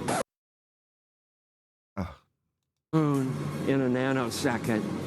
The problem is we don't have the technology to do that anymore. We used to, but we destroyed that technology, and it's a painful process to build it back again. Okay, good enough. You can at least now know exactly who we're talking about, or have been talking about for this entire show. Oh, I've left it playing, haven't I? Like an Chuck, idiot. got another. Neil deGrasse Tyson. least he I'll go made it to on. the. He's on the thumbnail from the previous show, so there he is. If you came for him, that's how much you're getting. Now he's gone. Hang on. Okay. You played the shortest one, which is the one we all know. But play the next one where he's going back and forth with the other astronaut. And look how they play off each other. And then the guy who put this video did a cartoon. Have you that ever one? looked away from Earth Zodiacal. into the black void? Yeah. So yeah, yeah, all because the you can time. see, Yeah, because you can see the stars. Oh yeah, You know, and pretty much all the time you can see the stars. It's not which a is black cool void. thing. I mean, it's black, but there's all kinds of little polka dots. There's all the stars there, and the cool thing is about it, you can see it during the day. Yeah, you can, and there's more than stars. You can see planets. You can Right. see moons. You see the gas Magellan clouds of the Milky you Way see galaxy. the Magellanic Clouds. Magellanic. See, I just wanted the well, Magellan there's a large clouds. I one didn't and a want to. small one, right? Yeah. And then you can see the zodiacal light. Whoa. Whilst. Whilst From in Mark space. Cameron. This is from Mark Cameron. Whilst in space, have you ever looked away from Earth into the black void?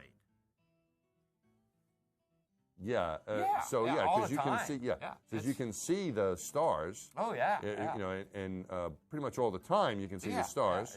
It's not which a is the black cool thing. void. I mean, it's black, but there's all kinds of little polka dots. There's all the stars there, and the cool thing is about it, you can see it during the day. Yeah, you can, and there's more than stars. You can see planets. You can Right. see moons. You see the gas Magellan clouds of the You Milky Way see galaxy. the Magellanic Clouds. Magellanic. See, I just wanted the well, Magellan there's a large clouds. I one didn't and a want to. small one, right? Yeah. And then you can see the zodiacal light. Whoa. Have From Saturday Night Live. That's what that sounds like.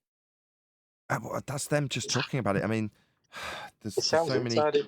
I can't remember who did it recently. It might have been Taboo Conspiracy, but he's just had back-to-back contradictions from them with this topic, precisely this topic, whether or not the stars, whether they're out in space, and half of them say, "Oh yeah," and the other half say, "Oh no."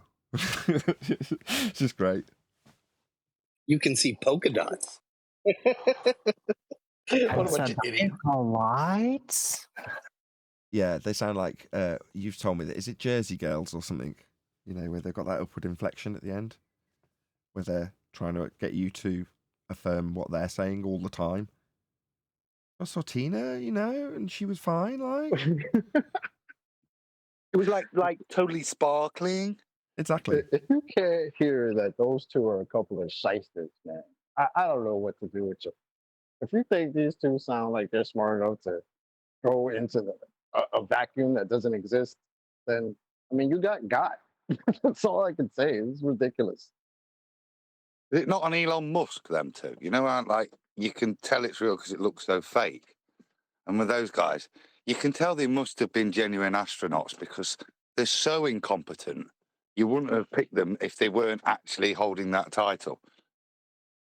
Yeah, it does seem Well, they like just they've sound got. like a bunch of cackling old witches. Talking They about sound like Valley Girls. I don't know about old witches. They sound like Valley Girls. witches sound like that too sometimes when they cackle among one another. So I'm going to put in But like what's- the beetroot, like, and then maybe the frog's legs. Maybe you think? I don't think witches sound like that. Exactly. But what's funny is that they don't even sound like they know how to answer the question. They sound like they were coming up with that on the fly. Because I'm pretty sure I remember this video. They like looked at each other, right? Like with that look of that's what that silence was. They looked at each other and now I got to figure out what to say, and now they're backing each other up. It's so cringe. These two, and these are heroes. These people are Right. considered heroes to people. It's insane. Yeah. Fringe. Wasn't he the head of NASA? No, he's don't know. He's NASA's longest serving astronaut. I got that today from the wiki page.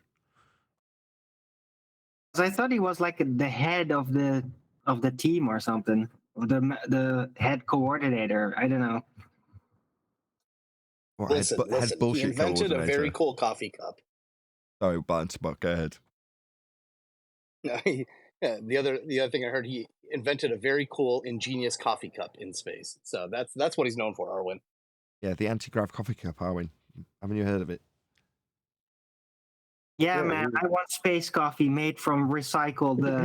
Recycled morning stuff. So get me one of those plastic bags, chocolate. I want space. I can't find that video anymore. The video where he's talking about how they have this machine that you wake up, you go to the bathroom in the morning, and then you have a cup of coffee. I think they took that down. I can't find it unless somebody out there got it. I don't know, but I talking can't about find it myself. the urine recyc. Is that what you're talking about? Yeah. It's basically Well, it's not just urine.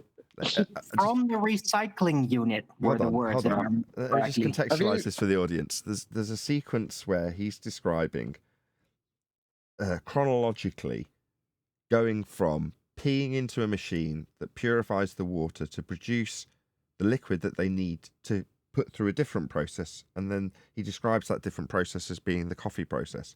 But in the most literal sense, he's literally describing how he turns his own urine into coffee. That's what Chocolate's describing. Yep, I'm not making that up. Plenty of people have seen it.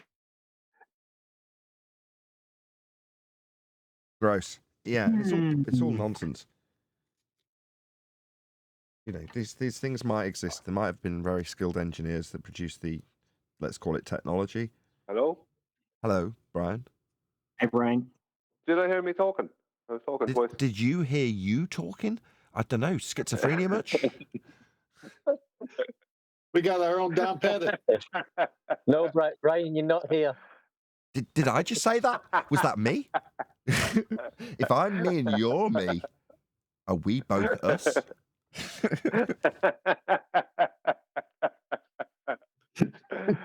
You might be on later though. Yeah, it might be on later. Yeah. I got that once Brian's done. 1 second, Dave. Coriolis delay. To see if you get this in, there was this border guy, like total border, big NASA fan, who bought an apparatus off of NASA, directly from NASA, made by NASA, and they said that it turns urine into water, drinkable water. And your man filled it up, right, with urine. And he went, here we go. And he took a big slug. It was just urine. He had to spit it out. He spit it out all over the table or whatever. I remember that. It was, a civilian just got hold of some NASA tech and just ran it. But even looking at it, he had to be nuts to drink it. And he drank it and spat it out and went, that's just straight piss. Yeah, he was disgusted. That is taking the PISS. I was a good one. I would say that was an empirical test. Well, there's some people that think that it actually has health benefits, so I don't know. Well, that's not the point he was making. He was talking about recycling it into pure water, wasn't he? So it's not like he's saying, look, there's had a bit. He's not talking about urine therapy when he's buying a piece of equipment that's specifically designed to do the thing like in Waterworld and Red Dwarf. You know, in Red Dwarf, they get stuck on the Starbug, and then there's a very obvious supply problem that immediately erupts, which means that they've got to drink urine recyc, and the more they recycle it, the worse it gets. Well, that's what these guys are talking about, a machine that solves that problem. It was the same in Waterworld. If you watch the intro to Waterworld, a movie that had absolute ton of money spent on it, the opening sequence is him peeing into a machine so he can pump the machine and turn it back into drinking water. It's like literally the opening sequence. That's what he's thought he's bought. Sorry, go on, Arwin. It's some sort of distiller, but with pressure. It's interesting. Clues in the title. Urine recyc. That's recycling urine. Water recycling. You know, it's actually easier to convert ocean water into drinkable water than it is urine because of the chemical bonds that's formed in urine. Right.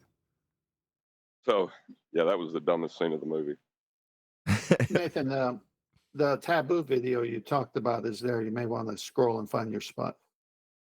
Okay, I'll get to that maybe later. I'm now stressing the computer to see if I can get it to fall over. So, John, are you saying it's easier to desalinate water on the ocean than to recycle piss? That's what you just said. Absolutely, without a doubt. That's literally what you just said.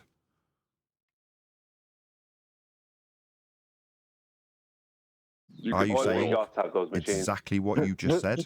Or are you saying something else? No, I'm saying what I just said. Just keep in mind when Don Pettit was talking about this, he wasn't just talking about urine. I'll just leave it at that. Is he implying that the brown stuff in his coffee is poo? Is that what you're saying? Hey, man. That's what I Listen, thought. man. Chug a chug a chug. That's all I heard him say. It's from the recycling system. What else would make it brown?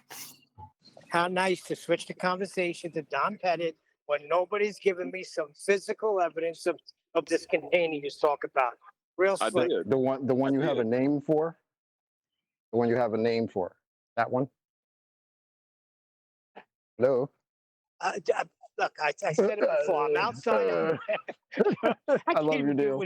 I can't even do it with a straight face. But I'm What's he- outside. I'm breathing. Where's the container? What? I Neil is missed still that. living on the Sky Vacuum world. What does he have a name for? I missed that. He's asking for the container. And I asked him what the one you have a name for. Because he's got a name for it. He's playing Don't a you, role Neil? at the moment, though. He's I playing a know, role. it's like No, Neil Win that- or something, right? He's in Neil win mode. Neil Win. Neil Win. Yeah. What? Neil I am- deGrasse Costello.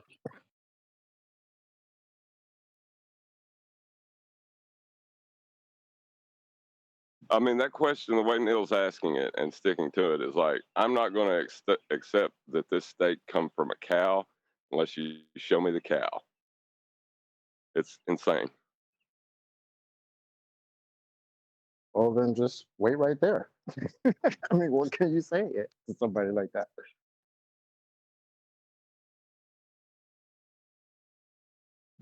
I don't know. I kept telling him every example of gas pressure requires a container. Therefore, there must be a container or containment.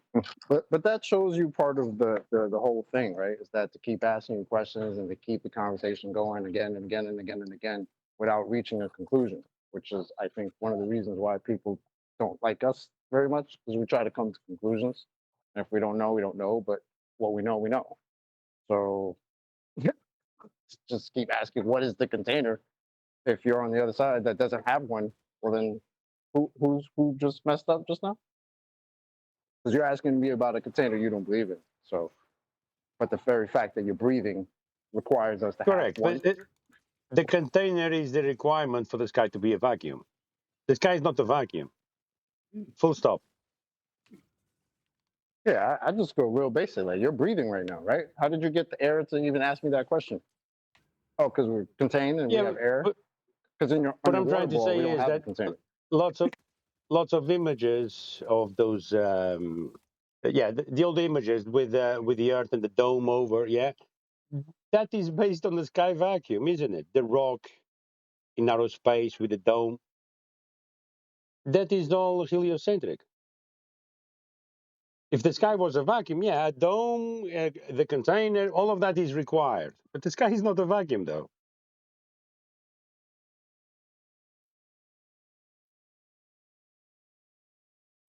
Really depends on how you define vacuum.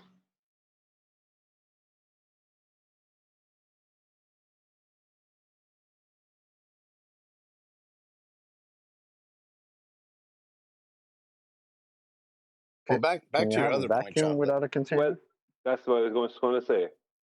There is a low-grade vacuum in the sky, but it requires a container to have for that to be there. And it's created by the sun, from the best I could find out.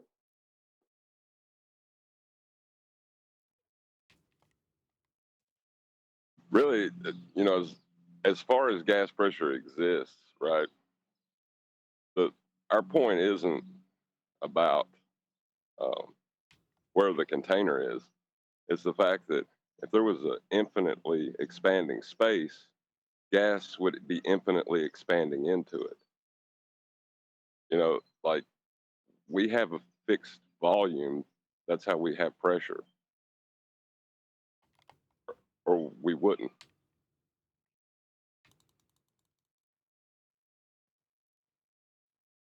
Yeah, we need to have fixed volume and have a consistent temperature source. For that Still to ain't show happen. me nothing physical. Wait, what? Do you need a container for volume?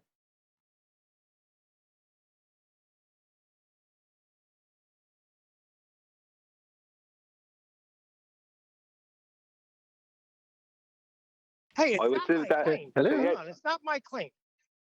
Nathan said, without containment, there can be no pressure.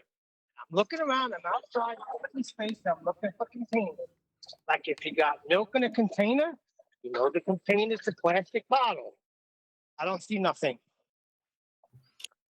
So are you in the milk bottle? Is that what you're saying? Look, the antecedent is containment. You live on your piece of ground that you're on right now.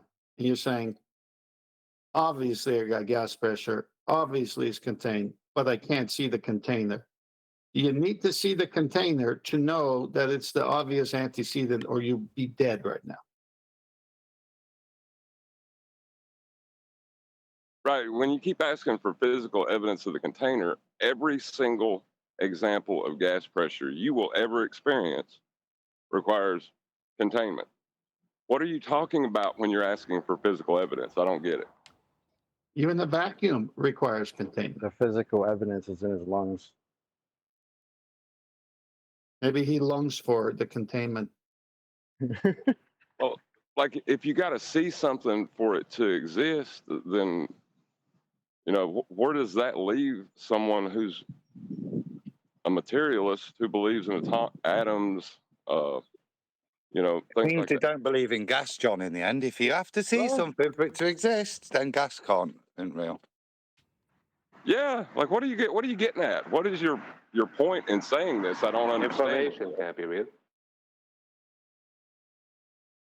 To have gas pressure, you need a containment, right? To separate gas, you need a container. To withdraw gas from space, you need a container. Everything involving gas, any kind of transformative process you can engage with it requires containers every step. Yeah, I don't understand it. You're asking for physical evidence of what? I don't get it. I give you physical evidence, but is this what someone's saying to you, Neil?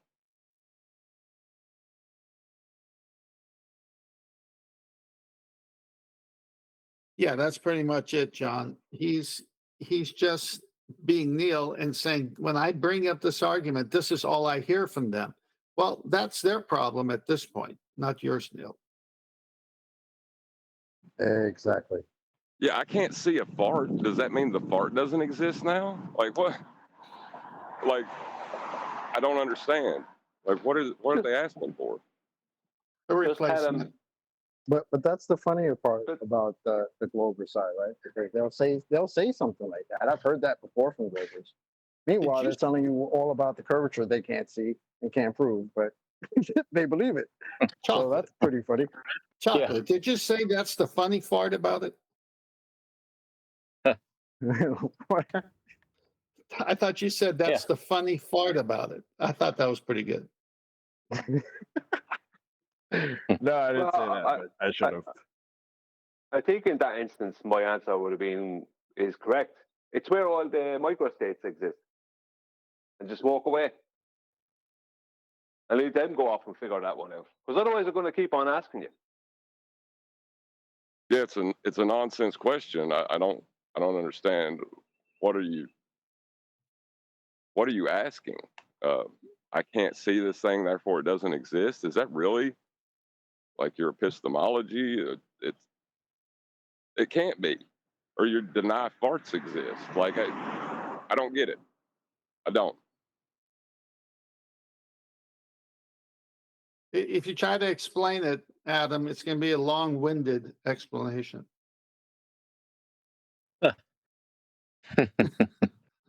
It'll blow you away, mate. When you find out, we'll blow you away. Very good.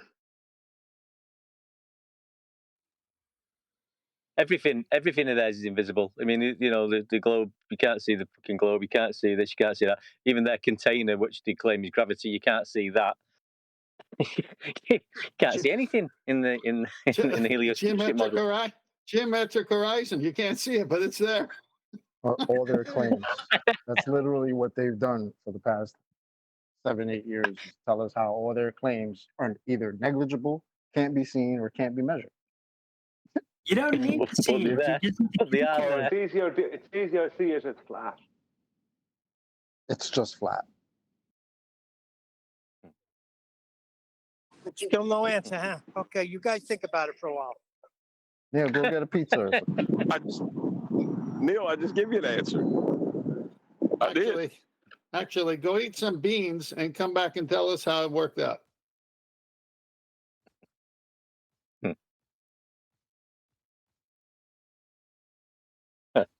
Hey, I've got a short poem here if you want it. Yep. It's called The Return of Al-Biruni. Al-Biruhith and his theodolite. Al-Biruhith, chatting globe shite. Al-Biruhith and his magic surveying tool, claiming earth curve measurements, the globe believing fool. Drop over distance, the claim of the globe, yet Al-Biruhith using presumptions of old. Heights of mountains, depression angle drops. Al-Biruhith, do your globe lies ever stop? So, Al-Biruhith, please explain how your surveying tool theodolite measures drop over distance again. Oh, that's right, you can't. Here, I'll do you a favour and rhyme out the purpose of your theodolite tool. It's to measure horizontal and vertical, you fool. So if I were you, I'd put your theodolite to bed. There is no evidence of drop over distance. Enough said. Very good. Very good. Nice. I'll be Ruhif. I'll be Ruhif. Very good. So he had a theodolite. I thought he had an astrolabe. No, he claims he uses theodolites to measure drop over distance. That's what he claims. He's been chatting it on that 24/7, I've heard. And when I spoke to the guys who challenged him, they said basically I didn't listen to it, but basically all he came out with, they destroyed him on there. And basically he was just claiming what Al-Biruni claimed. You know, so that's all he could offer. There's a clip on Master B of Roofy the other day on 24/7, by the way. Didn't you play that yet? Okay, let me write your logical syllogism. All right. If I apply heat to water, then it will boil. I do apply heat to water, it boiled. Therefore, heat causes water to boil. You've just done an affirming the consequent fallacy.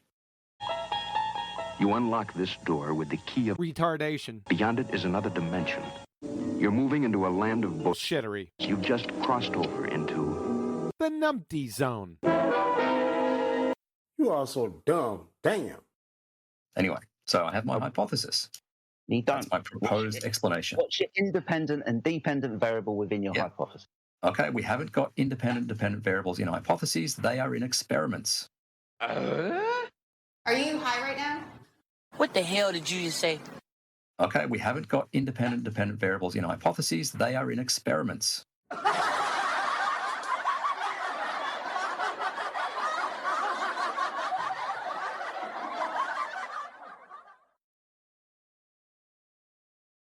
And majority of the time, they don't have a clue. So if heat, then water boils. I apply heat, then water boils. That retarded moron just indicted the modus ponens as being an affirmative consequent form of logical fallacy. You catch that? That's what I thought I heard. Yeah. I just wonder if he's got maidservants, or does he actually make his own tea or coffee? What Q is saying is he's taken if P then Q P, therefore Q. Or, demonstrating that your supposition is actually true. P, therefore Q, P, therefore Q. Right? That's modus ponens. But he's tried to say that it's an affirming the consequent formal logical fallacy, which is if P, then Q, Q, therefore P. That's what he's trying to do, right? Yep. Did you all follow that or not? That's I what did, Q is. yeah. Hold on. Yeah, I followed it. Okay, so that's what he asked, but nobody said yes. Well, all he has to do is make a hot cup of coffee, and he'll find out. I'm still stuck on that. There's no independent or dependent variable in the hypothesis. It's just an experiment. What? Hold on, Chocolate. Do you know what another name for an experiment is? A hypothesis test? A hypothesis test, or hypothesis actualization. That is to say, you actualize the prediction that's independent and dependent variable, supposition of cause and the effect you're trying to induce. Independent variable being the supposition of cause, and dependent variable being the phenomena you're trying to induce. Well, when you actualize your hypothesis, that's an experiment. But obviously, you've got to have those statements within the hypothesis to actualize it. But according to Rufy, you don't have independent and dependent variables in a hypothesis. You only have them in a hypothesis actualization. Okie dokie. Right. So he's compartmentalizing the actualization from the conceptualization and thinks that they can be different, apparently. And that's crazy. I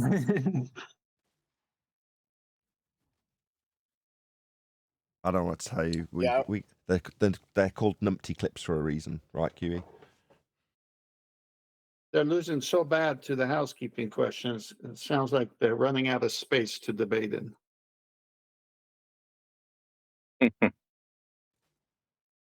Terrible. Just absolutely terrible.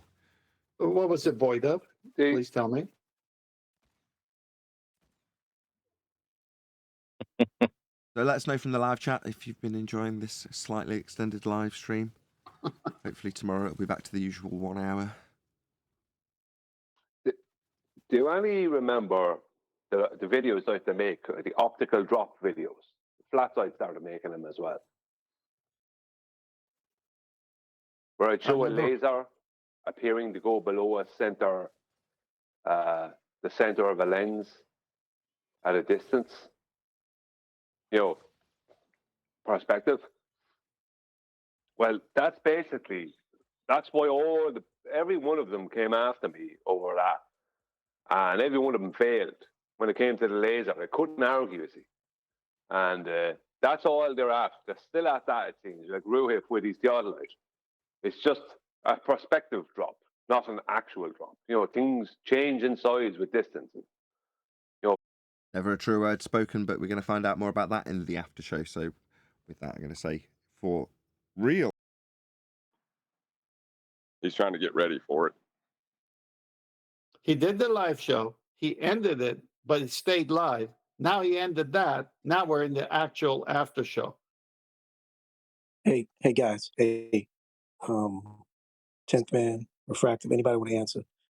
Like I said, I'm at work, so I can't really hear everything, but was there a point or some type of thing brought up about as far as the people who don't believe in containment always ask them to see it, and we can't prove it because we whatever, and then the other side tried to say that's the same trying to argument. They try to say we're curved, and we tell them we don't see it. However, they tell us trust us, it's there.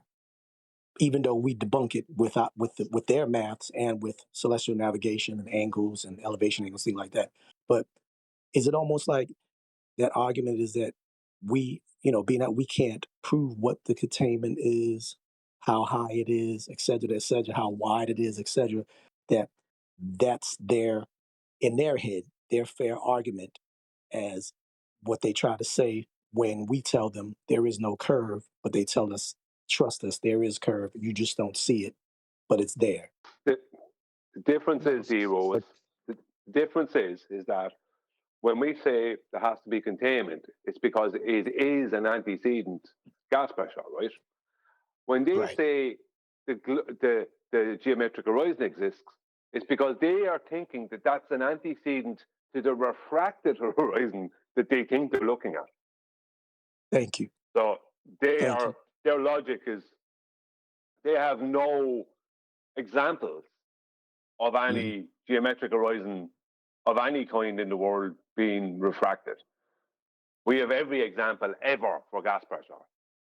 Thank you. See, and I posed that to you. What I was saying about that earlier, D-Rose, is that the way Neil was asking that question, like, oh, just show me the physical container, just show me. If you can't Right. show me, I can't see it, right? What I was relating that to is when the Globers themselves believe in this curvature, but they themselves will tell you that they can't see it. You can't see it or can't measure it, right? But they believe it wholeheartedly, not a problem. But all they do is spend all their time telling you how you won't see it. You can't measure it. It's too biggy, right? No, too biggy, no curvy. Right? That's what we've gotten for 8 years. The only time they actually say that we could see Earth curve is pictures from space. And we all know about that crap, right? Let me throw my 2 cents in. Go for it. If they showed me the geometric horizon as Earth curvature, then their math would be right. And it would be the antecedent would be the globe shape that allowed that geometric horizon to be curving. But since it's not there, there is no antecedent for it, whereas there is an antecedent for gas pressure. So I don't need to see the antecedent. I just know you can't have gas pressure without it. Whereas if you flip it, okay, you got Earth curve, but I can never see it. Well, no, sorry, that don't work. You need to show me Earth curve, and I don't have to see a globe then. And also, Tim, if that were happening, then 1 foot off observer height, I could see the sunset at 1.2 miles away. Exactly. Please, somebody show me that. I would love to. Hold on a minute. Even if you could see that, right? Even if every horizon conformed to that distance, in the math, it would still be below surface level, so it wouldn't be a horizon. Facts. So That's like shooting somebody in the face and then hitting them with a grenade launcher after that. Right. And see, that's why Yeah, I you want to posed show me that? that's why I wanted to reiterate that so that you guys can elaborate just like y'all just did, just to reiterate the point that we're making.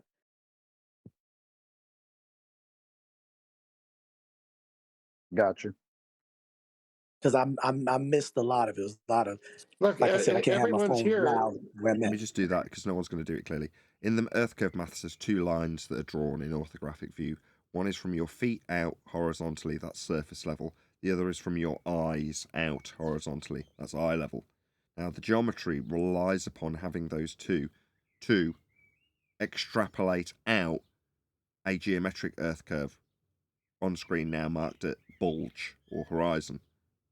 Now, that is below the surface level. The surface level being surface level in the geometry, marked out horizontal, not curving. So the difference between those two, eye level and surface level, is what Al-Biruni gives you when he rises up the mountain after establishing it off a flat plane to then measure the horizon with respect to the eye line up the mountain, i.e. the difference between surface level and eye level. Well, with that, you can then use the maths to say that the now in existence geometric horizon, that's Earth curve, exists below surface level. Is that clear? Yeah, and Al-Biruni does this from 660 miles away from the sea. Or 250. I mean, just throw any old number in there, Brian. Didn't you realise? No, but that's the story. And he's only on a mountain that's 1,200 foot high. 660 miles away from the sea.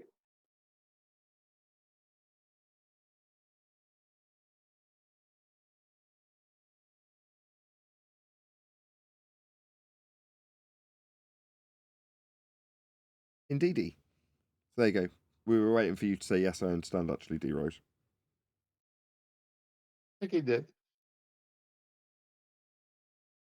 It might take a while for it to sink in that their geometry is literally hijacked surface level and eye level, both horizontal planes in nature, to give you a globe horizon below that surface level that you used in the first instance.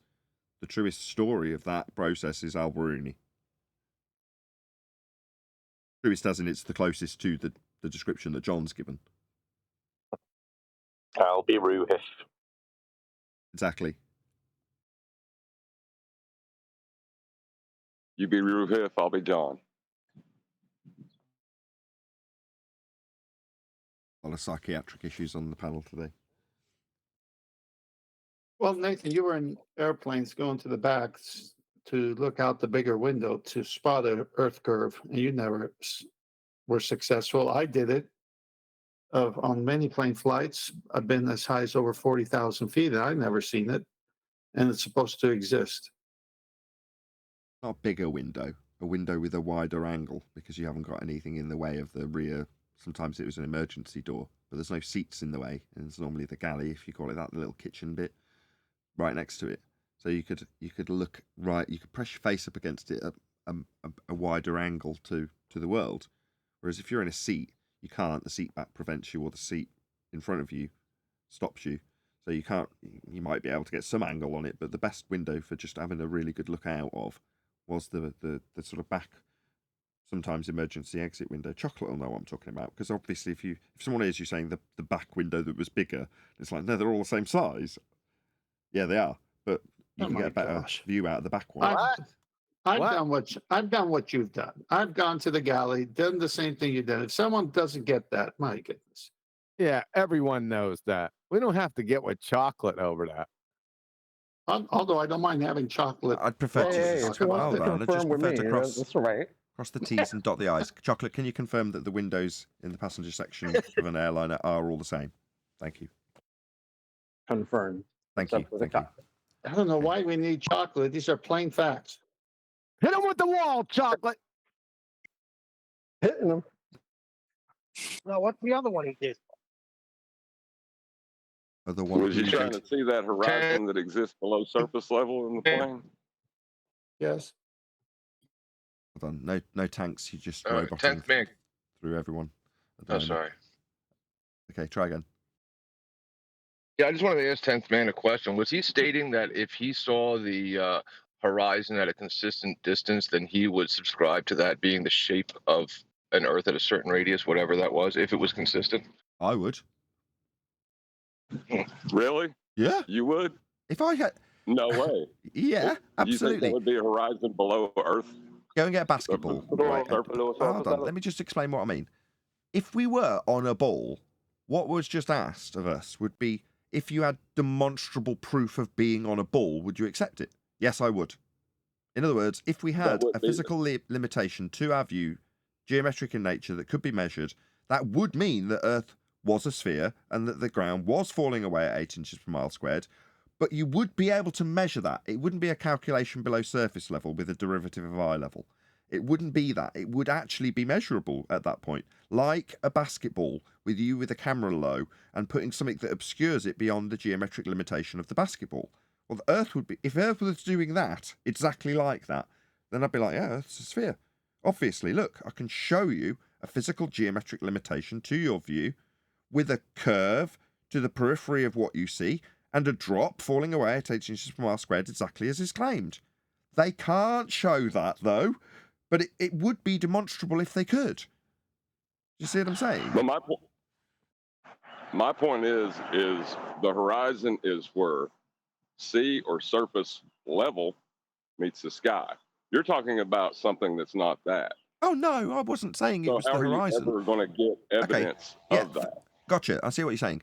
I wasn't in any way inserting the idea or notion that the point of dissolution we describe as the horizon, the point where the ground or sea meets the sky, was that limitation that I was describing. Au contraire, it would be in addition to a point of dissolution, the diffraction limit, where things become too limited in their angle, which would also be kind of difficult to calculate if you had a curved surface rather than a flat plane to induce the diffraction limit. Nevertheless, if Earth was falling away at 8 inches per the mile squared in a physical nature that was and would be measurable if it was doing that, then we would have a second geometric horizon that was physically limiting your view together with the diffraction limit. We'd have two horizons. You just debunked yourself. No, no, I'm not. Okay, hold up a basketball. Hold on, Brian. No, hold on. Hold up a basketball and then put something beyond the basketball's obstruction of the thing behind where you put the camera. That's a physical horizon on the basketball. Now do the same thing outside. Oh, hold on. Bloody hell. Get narky when people You interrupt messed your. up. There's no point in going on. Well, I You'll haven't finished my example. Ruined yourself. If you want, but it's only going to make the ruining worse. Well, thank you. I'll just get to the end and we'll see, eh? Well, you hold up your basketball with you conceding, and I won't even ask, it was rhetorical, that there's a physical limitation to something I put behind the basketball on the other side, obscured by the top of the basketball, the edge, the leading edge of the basketball, with respect to the camera and its view. I then take that example outside, where I can see the ocean and the sky meeting. Those, in the camera, two horizons. Now, if Earth was that sphere, it would be the same. You'd have a point of dissolution, where the diffraction limit makes the sky meet the ground, or however it worked on a ball, and a physical geometric limitation to your view as the ground fell away from you at 8 inches per mile squared, giving you two horizons. One geometric in nature because of the physicality of the ground, like a hill getting in the way. You know when a hill gets in the way, and then beyond the hill is the horizon? Like that. No, you're just bringing the diffraction limit. One second, John. You're just bringing the diffraction limit into it, right? Which is perspective, which is optics. There is no such thing on a globe. That doesn't exist. So the thing you put behind the basketball as you move it away will change in angle or size. So does that I'm mean not saying it's you not wouldn't. I agree. You're not getting what I'm putting down. You're not picking it. Hold on. Let me just explain to Brian. Hello. Two of us talking. Brian and I. Yeah. Well, it wasn't just me talking, Oh, it's Brian. and you Go didn't ahead. allow it. Go ahead, Brian. I thought you were someone else interrupting you. Go ahead. It was me. Sorry. Yeah, I am Adam. Well, I was doing to Brian what he did to you. No. No, he did. But there is, yeah, it's an optical dissolution point, right? So you can't then call it a physical obstruction. Either it was one thing or the other. You have to stand by it. If you are insisting that it's a physical thing obstructing your vision, then it can't be an optical dissolution point. Otherwise, you wouldn't be able to see it. It would have disappeared to the point of non-resolution.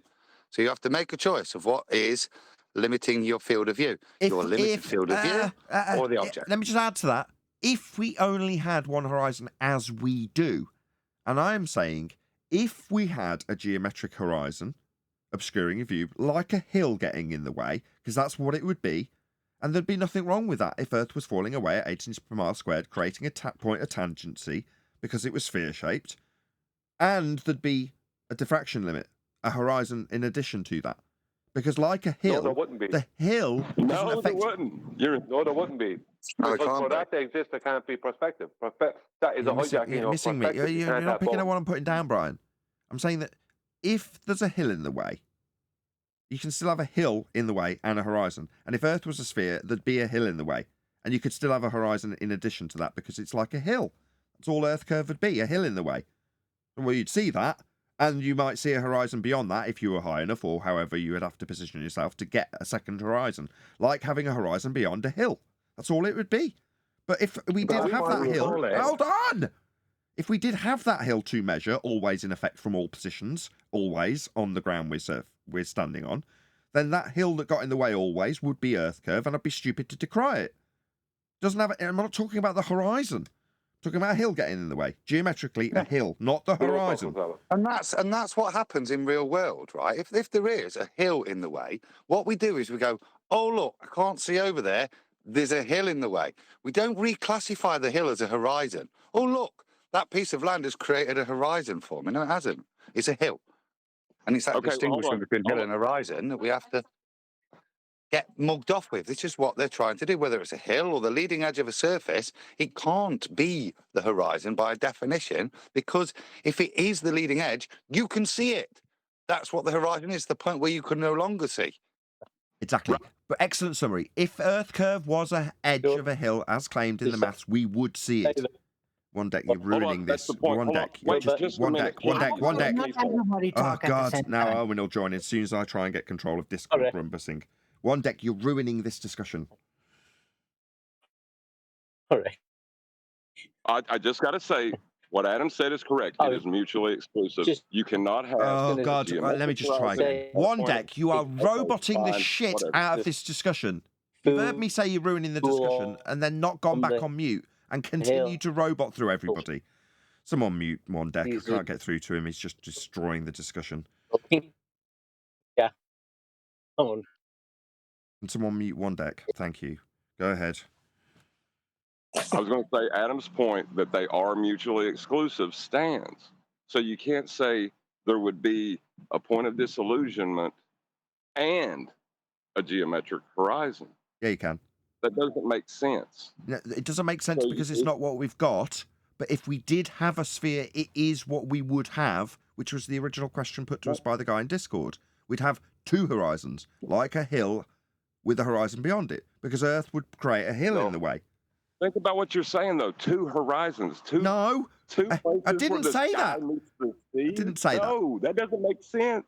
No. It doesn't make sense. You're not hearing me. When a hill gets in the way... Win is losing badly. Hello?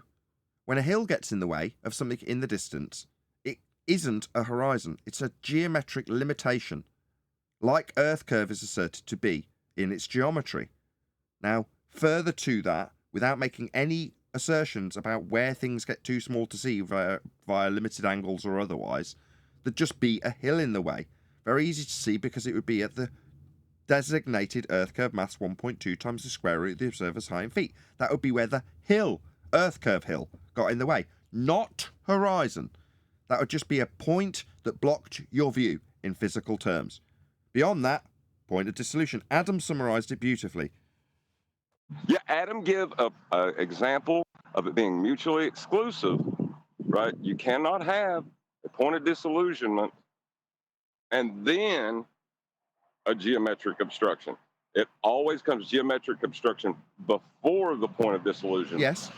So Yes. you're not going to get two that's what I horizons said. out of that. Yeah, I agree. They are entirely mutually exclusive. One is like the hill that could be you piling up a bit of sand in front of your bloody view. That could be your hill obstructing things. But if Earth is claimed to be that hill, then mutually exclusive of the point of dissolution we call the horizon would be a hill called Earth curve at 1.2 times the square root of the observer's height in feet in the way of your view.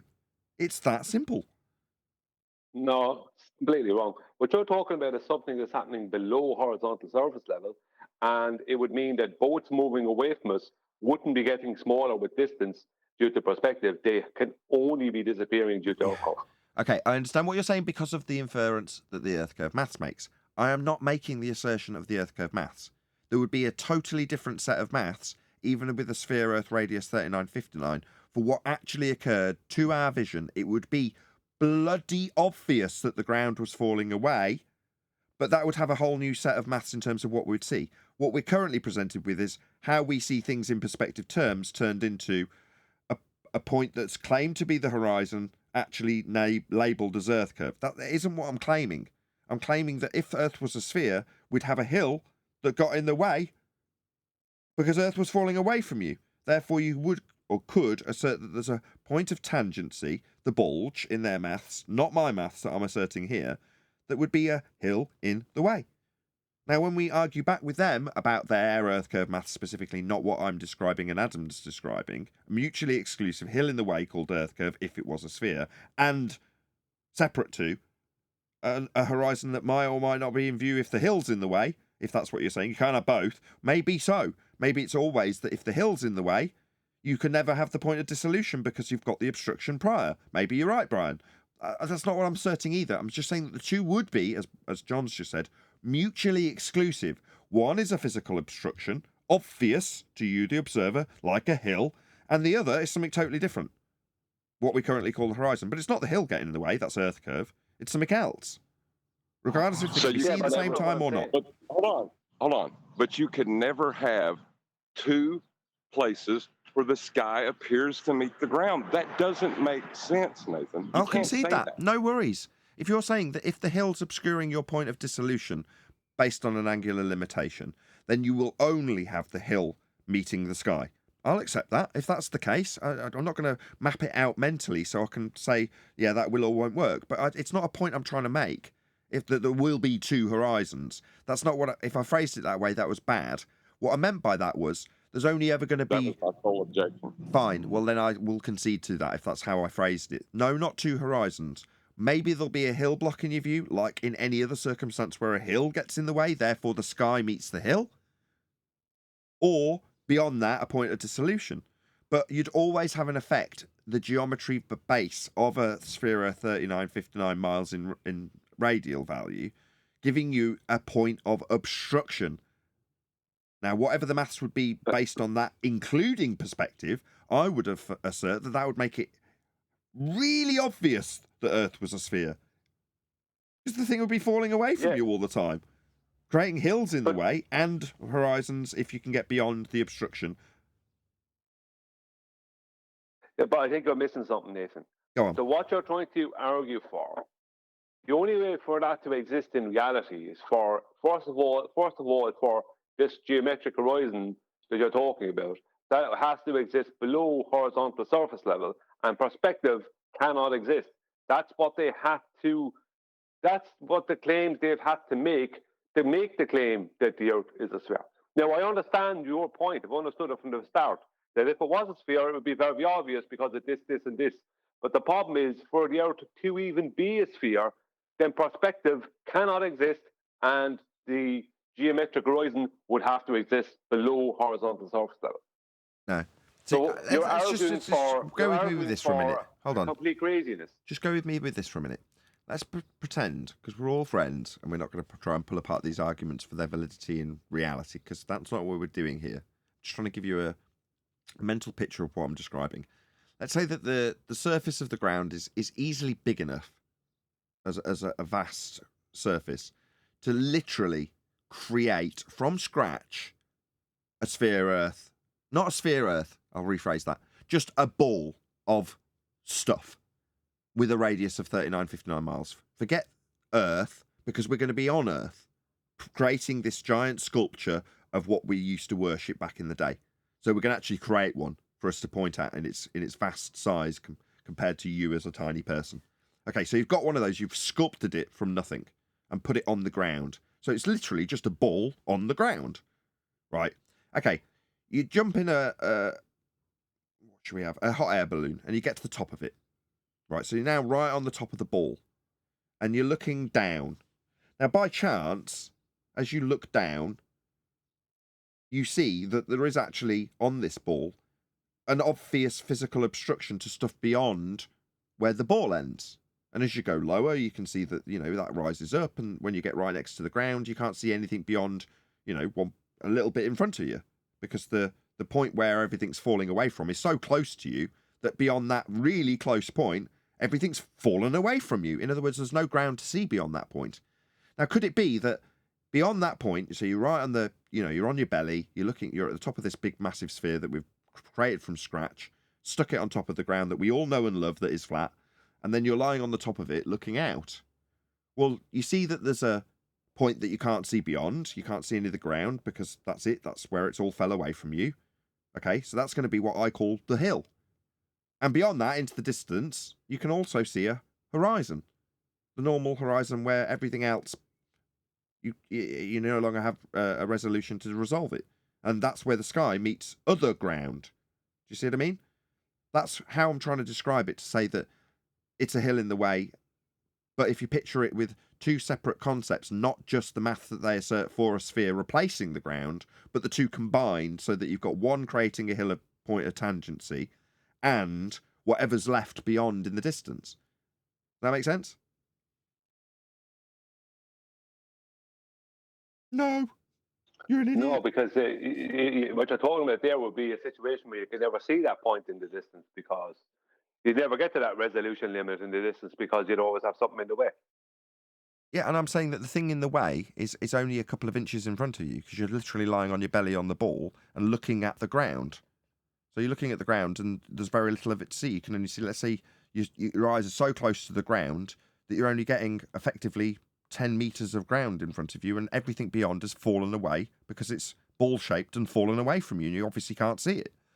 But does that mean that beyond those, what did I say, 10 meters, you can't see anything? Well, I would assert that you probably could. It might just be a blur of mess because you're so high up off the ground. You're on a giant ball, after all. But I'm saying that there's good chance there's something beyond that, and I'm just saying that they are separate entities. That's the only point I'm going to make. Being on a ball would be obvious. regardless of perspective. You're saying, well, no, if you're on a ball, perspective doesn't exist anymore. I'm saying, well, no, it would. If we created a giant physical ball, 3959 radial value, plonked it on top of the ground, stood on top of it and looked with a point that's, got stuff beyond that you can't see, doesn't mean there's not going to be a horizon beyond that. Well, the one way you could take a desert and some construction trucks and stuff, and you could create a 1.225 mile away obstruction for you to lie on your belly, and at 1 foot you would see Earth curve. This is it. Hold on. Hey, hold on, Brian. Before you start laughing about this, because this question's really going to be funny, right? So you're standing on this huge ass ball you just made. Is there still a horizon that you didn't build in the distance for you to see, Nathan? That's that what you didn't build. I'm suggesting yes. That was the whole point of me giving that hypothetical example, so that you can lie on your belly, get a really close physical hill in the way on that ball that you've made. So that hill that's obstructed, not because anything's physically blocking you, just because everything beyond that point has fallen away and is pointing away from you. In other words, you haven't got a line of sight to it. So everything beyond the couple of feet in front of you, you haven't got a line of sight to on that physically giant ball, 3959 radial value. But I'm saying beyond that, yeah, there's a good chance that you can still see land below you, or something out in the distance. It doesn't just fade to black all around you, does it? There's still ground below you on my example. So I'm just going to say, yeah, there's going to be a horizon beyond that, but they're mutually exclusive of each other. One's just stuff falling away on a ball, and the other's a point of dissolution into the distance, and the two aren't, they're mutually exclusive. Right. So the idea that you're on a ball, right, level doesn't exist on that ball, does it? No. Absolutely not. At no point. That's why I can just lie straight on my belly and achieve the examples from any point. So as long as you experience level, you don't live on a ball, right? Correct. I mean, in that example, from every direction, that what I described as a hill lying on my belly a few feet in all directions will curve away from me physically, like a ball-shaped hill, like a pimple on the earth. If you lie on a big pimple, you can see it falling away from you in all directions, so it would do the same. So there'd be no level to achieve in any way, shape, or form, because it isn't level, and it would present itself that way. So if I went to Epcot Center and stood on the big pinball, I could see a geometric obstruction when I looked down, but when I looked out, I could still see the horizon. Yeah, just by chance I've got the perfect image on screen now in the G+. Right, so that image is what I'm talking about. Imagine that was the landmass. Forget about the stupid scale that they've obviously not adhered to when they've done this drawing. But imagine that the ball in the middle is the one we've physically sculpted ourselves, and the rest is just the land beyond. And you're at the top of it, although you can't see my mouse, where this little pointy thing is on top of it. You're lying on your belly there, effectively in the scale model of Earth on the top of Antarctica, and you're just looking to the point of tangency that a ball would offer you if this was, obviously it is a ball because you've made it, it is. But then does that mean that you can't see any of this land beyond? Maybe, maybe not. I mean, it's just mutually exclusive to the ball physical geometry that blocks your view and stuff's falling away and therefore not got a line of sight to. That doesn't happen in the world we have presented to us, conclusion time. That doesn't happen, John, like you said. Therefore, it is impossible to be on a sphere because we do have apparent flatness, which you'd never achieve. Correct? May I offer another point of view? I guess so. All right.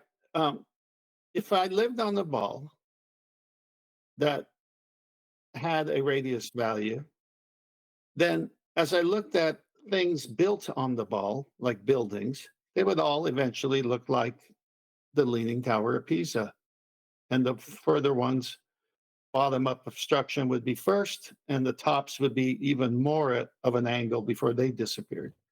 So it's very simple. If you live on something curved, everything falls away from you at a set rate of that radius of that ball that you live on.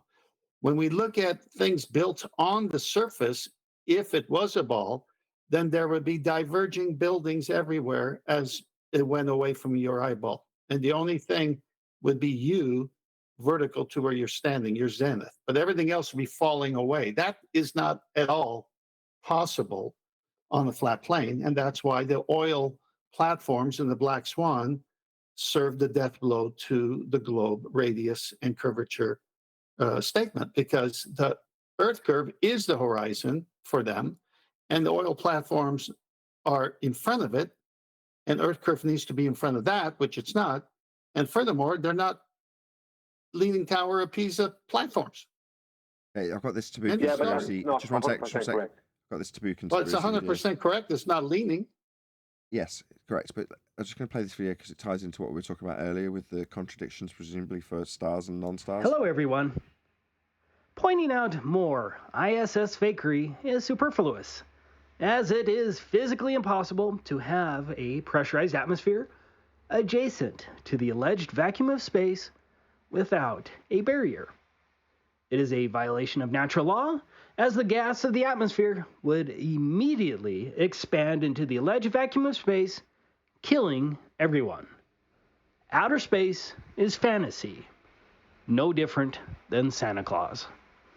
And space fans cling to the illusion of space just as much as children cling to Santa Claus. Regardless, it's still a lot of fun to point out bubbles in space, astronauts pretending to be in space when they're obviously swimming in water, scuba divers in space, green screens for faking space, wire fells, multiple CGI errors, disappearing astronauts, satellites hanging by wires, toyish space models, and blatant contradictions by lying astronauts. You can see the stars. Oh, yeah, You know, and pretty much all the time you can see the stars. It's which not is a the black cool thing. void. I mean, it's black, but there's all kinds of little polka dots. There's all the stars there, and the cool thing is about it, you can see it during the day. The sunlight washes out all the starlight, so you can't see any stars, just like here on Earth. The sky is a deep black when viewed from the moon, as it is when viewed from cislunar space, the space between the Earth and the moon. In order to keep the scam going, NASA really wants you to believe in the space fantasy. And NASA gets $70 million a day to do just that. But I'm here today to share another outer space fail. Several weeks ago, I shared on my YouTube community page this video from Latter-day Saints. But the copy of the video was pretty poor and filled with lots of watermarks. I hate when people do that. Fortunately, yesterday, a kind follower of my channel emailed me a better link to the video. I pulled the video from this semi-official Twitter link. There are definitely some weird things going on in this video, but I just want to get to the most obvious problem. It's all fantasy, but the official story is that the S-13 radiator panel on the ISS was peeled back either from a micrometeorite or space debris. That phony drama isn't important. What is funny here is that the panel is flapping in the wind. There is simply no way that wind, or exhaust from a spacecraft, or anything else can cause that panel to flap back and forth in the wind like that when the ISS is supposedly in the vacuum of space. Like so many other mistakes, this simple error should end the outer space debate for any reasonable thinking person. My friends, your space Santa Claus isn't real. I know, it's hard. I admit I once believed in Santa Claus, and almost everyone watching this video were once believers too. But we're here to help, and the liberation is sweet. And if enough of us can open our eyes, then we just might be able to put an end to this most vile scam. Anyways, enjoy your day. The answer, my Oh, there you go. Thank you to You should click. Taboo Conspiracy. Yeah, good clip. You got a lot of the stuff, a lot of the material in the video, although you couldn't see it. He actually swiped from me. I dug it out. Not that I'm moaning, it wasn't my material to begin with, but it was me that dug it out. Nathan, Yes. can you let me in? Yeah, go on. Nathan, you need to clip out this whole section and call it Nate Wynn does the globe. I mean, let me in the GP, G plus, GP.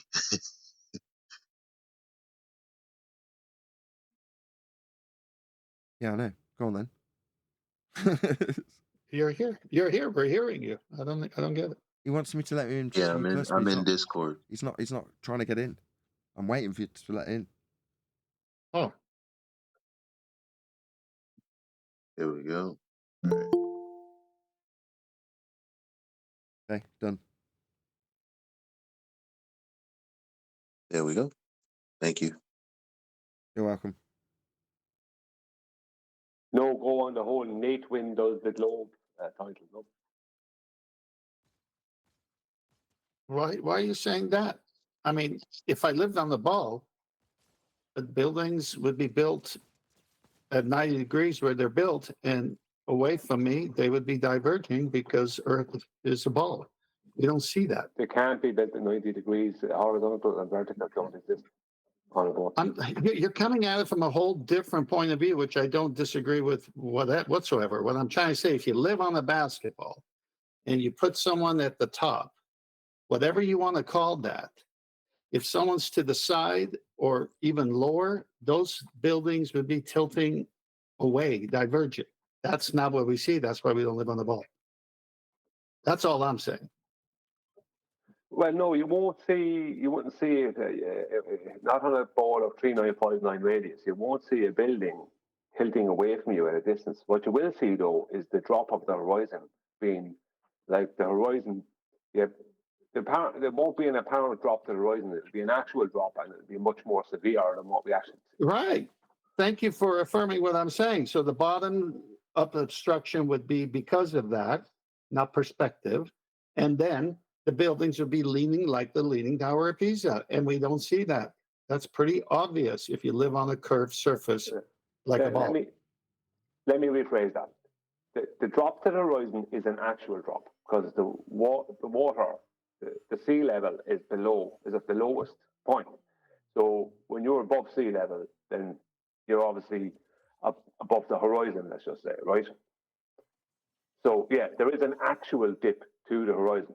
But on a ball, that dip is going to be greater and it's going to be much more severe with elevation. Much more severe. Right. Yeah. Who's arguing that? No one. I just wanted to clarify. I wasn't saying that there wasn't a drop to the horizon. Let's forget about the sea. Let's put ourselves in terra firma. And there's well populated, lots of tall buildings in all directions. Leaning Tower of Pisa's, all of them would have to be as they go away from me if I lived on the ball. Diverging. They don't. I don't live on the ball. That's true, but you wouldn't be able to resolve that leaning. It wouldn't be the Leaning Tower of Pisa to you from your perspective. Even if you're looking over across 200 miles? Yeah, you wouldn't be able to tell. Well, the bottom of the buildings would disappear first, of course, and the tops would be leaning more and more as they disappeared until they finally disappeared. But they would be leaning. They would be leaning, but you wouldn't be able to tell. Is the I guess. Well, that's funny because I could put a stick out a few 100 feet out when I'm doing a fence, and I could tell it's leaning, and I have to go fix it. Yeah, that's just a few feet. Over 100, you ain't gonna tell that angle difference over that distance. There's no way. Builders would level it anyway. Yo, real quick. Doesn't matter anyway. Real quick, so I came in because I woke up late. I was working hard last night, which is why I'm here. Nathan, after the show, don't go anywhere. We want to put some money in your pocket, and we want to spread the flat earth community message. I said two things that are like, oh, no, seriously though. This TikTok thing, you really need to be involved, and it would be monetarily awesome for you as well. So please stay after the show. I thought we were doing this Thursday. I thought we were setting it up like to talk to him today for Thursday. No, I was pretty clear. Bring it up Thursday, and you said yes. I I fucked pretended up. I didn't I hear fucked anything. up, Nathan. Sorry. Well, Thursday, be around. Okay. Yeah, let's do it Thursday, not today. Not that I want to take charge or anything. I said that for a reason. No, Oh, that's how fine. That's exciting. fine. Yep, because I want to get in on this too, because like I'm inept when it comes to TikTok and things like that, where Elijah has a little bit more acumen. I would like to get back to the point where Nathan, when you were going back in the airplane and looking out that window, well, was it lost on you that you were supposed to be dropping 2,700 feet to 5,000 feet on average during your trip, depending on how far you were going? Was that fact lost on you, or Yes. you're still looking up? Yeah, well, I was under the impression that it was too big to see, so I was kind of under that vibe at the time, watching, Tyson and people of that ilk saying that, oh no, it's too big to see. So that was what I thought. So that was lost on you that you should be dropping in that airplane. Yeah. Yeah. Fair enough.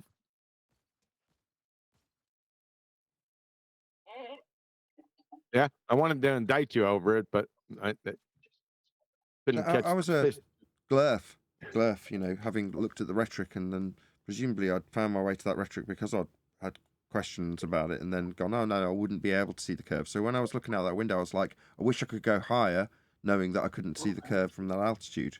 With Neil deGrasse Tyson, not his specific example, but that idea of, if you're an ant on a basketball, you're not going to see the curve, you're not high enough. So that's kind of my mindset when I was out on the plane looking out that window. I wish I could go higher to see curve.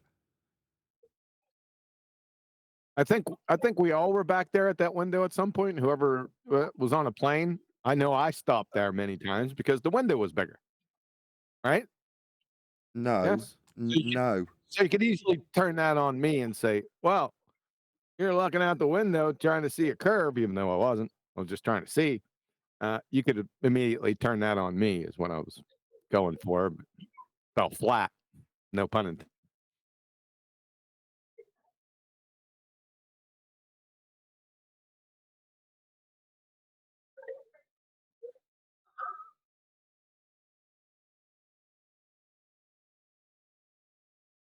Well, sorry to hit Sorry and to run. bother you. Sorry to hit and run, but I guess I'll see y'all Thursday. Gotta go. All right. See you later.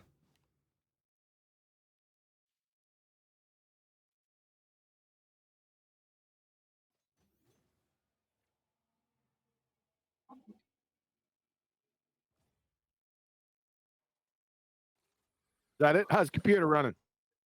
Seems all right. You there, Shane? Oh, I just wanna. I'm going for a shower out. Take a wash. Yeah, you're hot micing, Brian. Sorry. There you go. So you took a day off yesterday. You have a good time? Yeah, I was all right.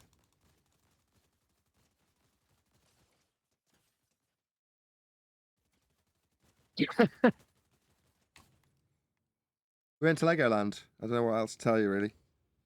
Is that where you went? Legoland? Yeah. Like Disneyland, but with Lego. Yeah. I've been there. I went when we were out in California with the kids. Yeah. Cool. Yeah, it was nice. They had some nice models. Went on some very relaxing kiddies rides. It was all right.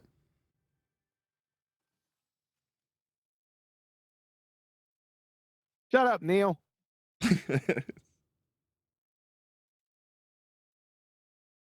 Still didn't give me an answer all day today. Answer for what? I don't know.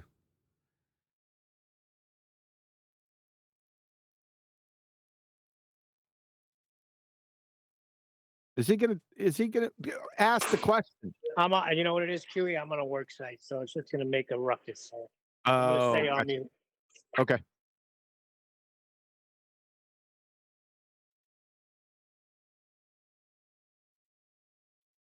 So we're gonna finish the silly spinning space monkey arguments later today.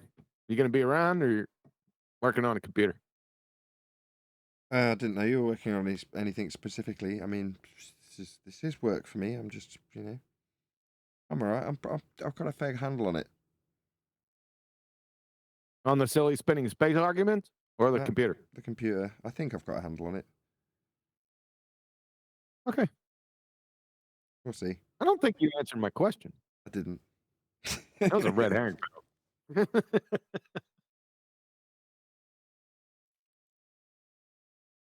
People get away with fallacy in general conversation, don't they? Yes. Placating people and such with fallacy. My wife made 3 arguments yesterday. I was listening. I was walking through the living room, and a song came on a Christian radio station, and it said that how can I put this? Can't remember exactly. Oh, the sun goes up and the sun goes down, and we're left spinning around. I said, number 1, the sun doesn't go up or down. Number 2, it ain't spinning. So she proceeded to give me 3 logically fallacious arguments back to back to back. So I had to point them out. Of course, she tried to rumpus me, but then I put the hammer down. I had to put the hammer down with my wife. So we've just changed all the car over, all the CDs over, and she was going through them and deciding which CDs to put into the CD changer. And I'm like, I will not allow you to put a load of Disney CDs in. I'm just not having it. Mhm. I'm putting my foot down because they'll just end up staying in there, and then it'll just be 2 less CDs to listen to. And did she give you any fallacious arguments back? No. Oh. So this is Sorry. again another red herring fallacy. Basically. But it was a nice little story.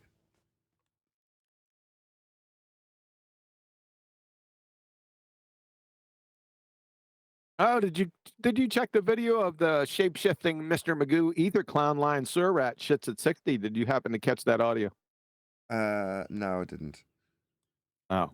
Did you happen to catch Morgard's video on Celestial Navigation? I definitely did. See, I look in Skype, and whenever you post something, I give it its due attention. Yeah, good video. He had one minor mistake in it, which was he said, "You just need to know trig. This is trig," or words. I can't remember how he phrased it, but it was slightly ambiguous.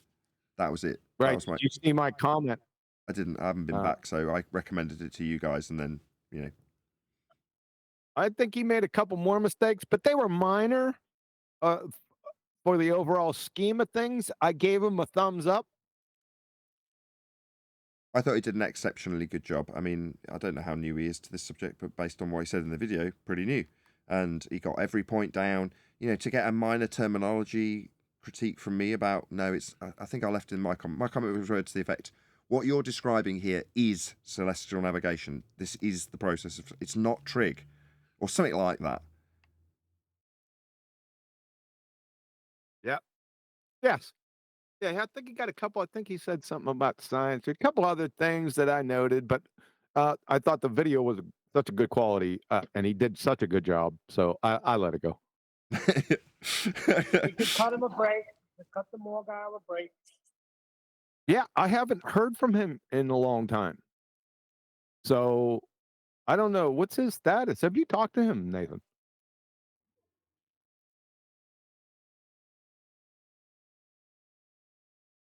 Yeah, I've talked to him many times. Oh, sorry, I was he still on just said mute. it. Sorry, I was just responding to you. No, I haven't spoken to him for a long while.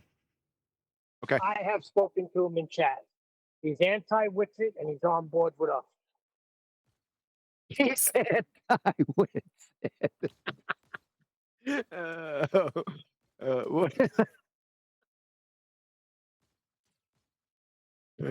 What does anti-Witsit mean? Oh boy, that caught me off guard. Thanks, Neil. Anti-Witsit. Can I be anti-Neil? Oh, he's That on a. would be his downfall. All right. Oh boy, Roofy got smashed on 24/7 the other night. I should have grabbed the whole clip, but I didn't, and I forget which one it was. I might have to go back and let you listen to it. I'll try to snatch it. Give me a chance, and I'll snatch it, and I'll send you the part.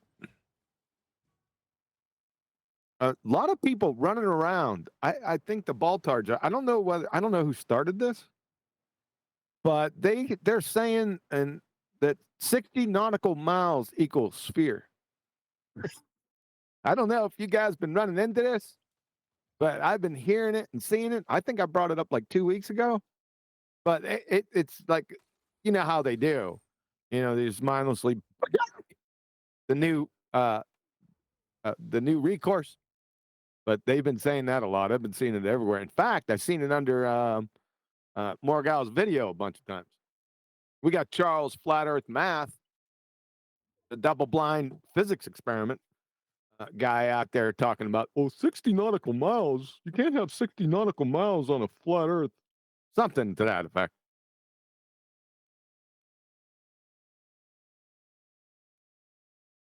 Is it me, or is my mic working?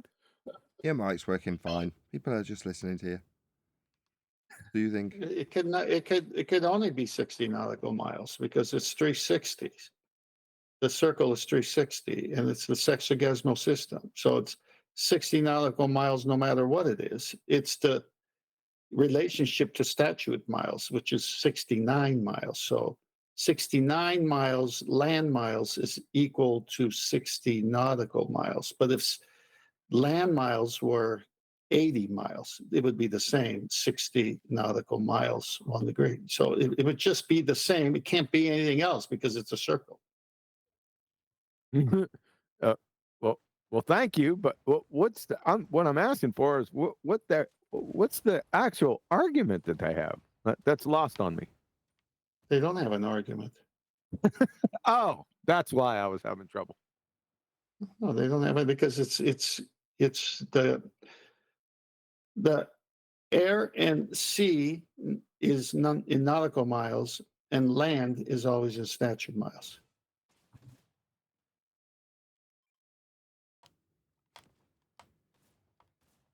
Yeah, I think they have to fill in a little bit more of the argument.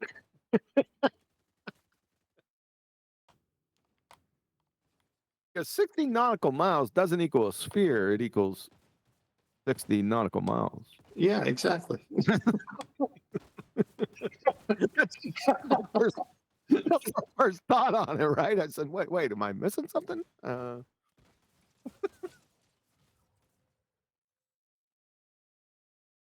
I don't know. Maybe about 3 months they'll get to it, and I'll hear it. They just keep burying them. So there's so much more that's going to come out on this that it's time for them to get everything out, make their statements, get buried, and then when the rest comes out, voila. They should quit while they're ahead. Aren't they already dead? They are. That's why I'm saying stay dead, but they don't want to stay dead. So keep doing it, and then there's more coming out that destroys your keep doing it part after you were dead. And with that, I'm going to say another huge, massive, enormous thank you to both Discord and G+ panels for making today's after show possible. And of course, a massive thank you to all of you in either Nathan Oakley 1980 or Nathan Oakley Pro Ring streams for hopefully smashing the super chat, liking, commenting, sharing, subscribing, joining as a Nathan Oakley 1980 channel member, and all that good stuff. I've been Nathan Oakley, and I will see you all in the next video.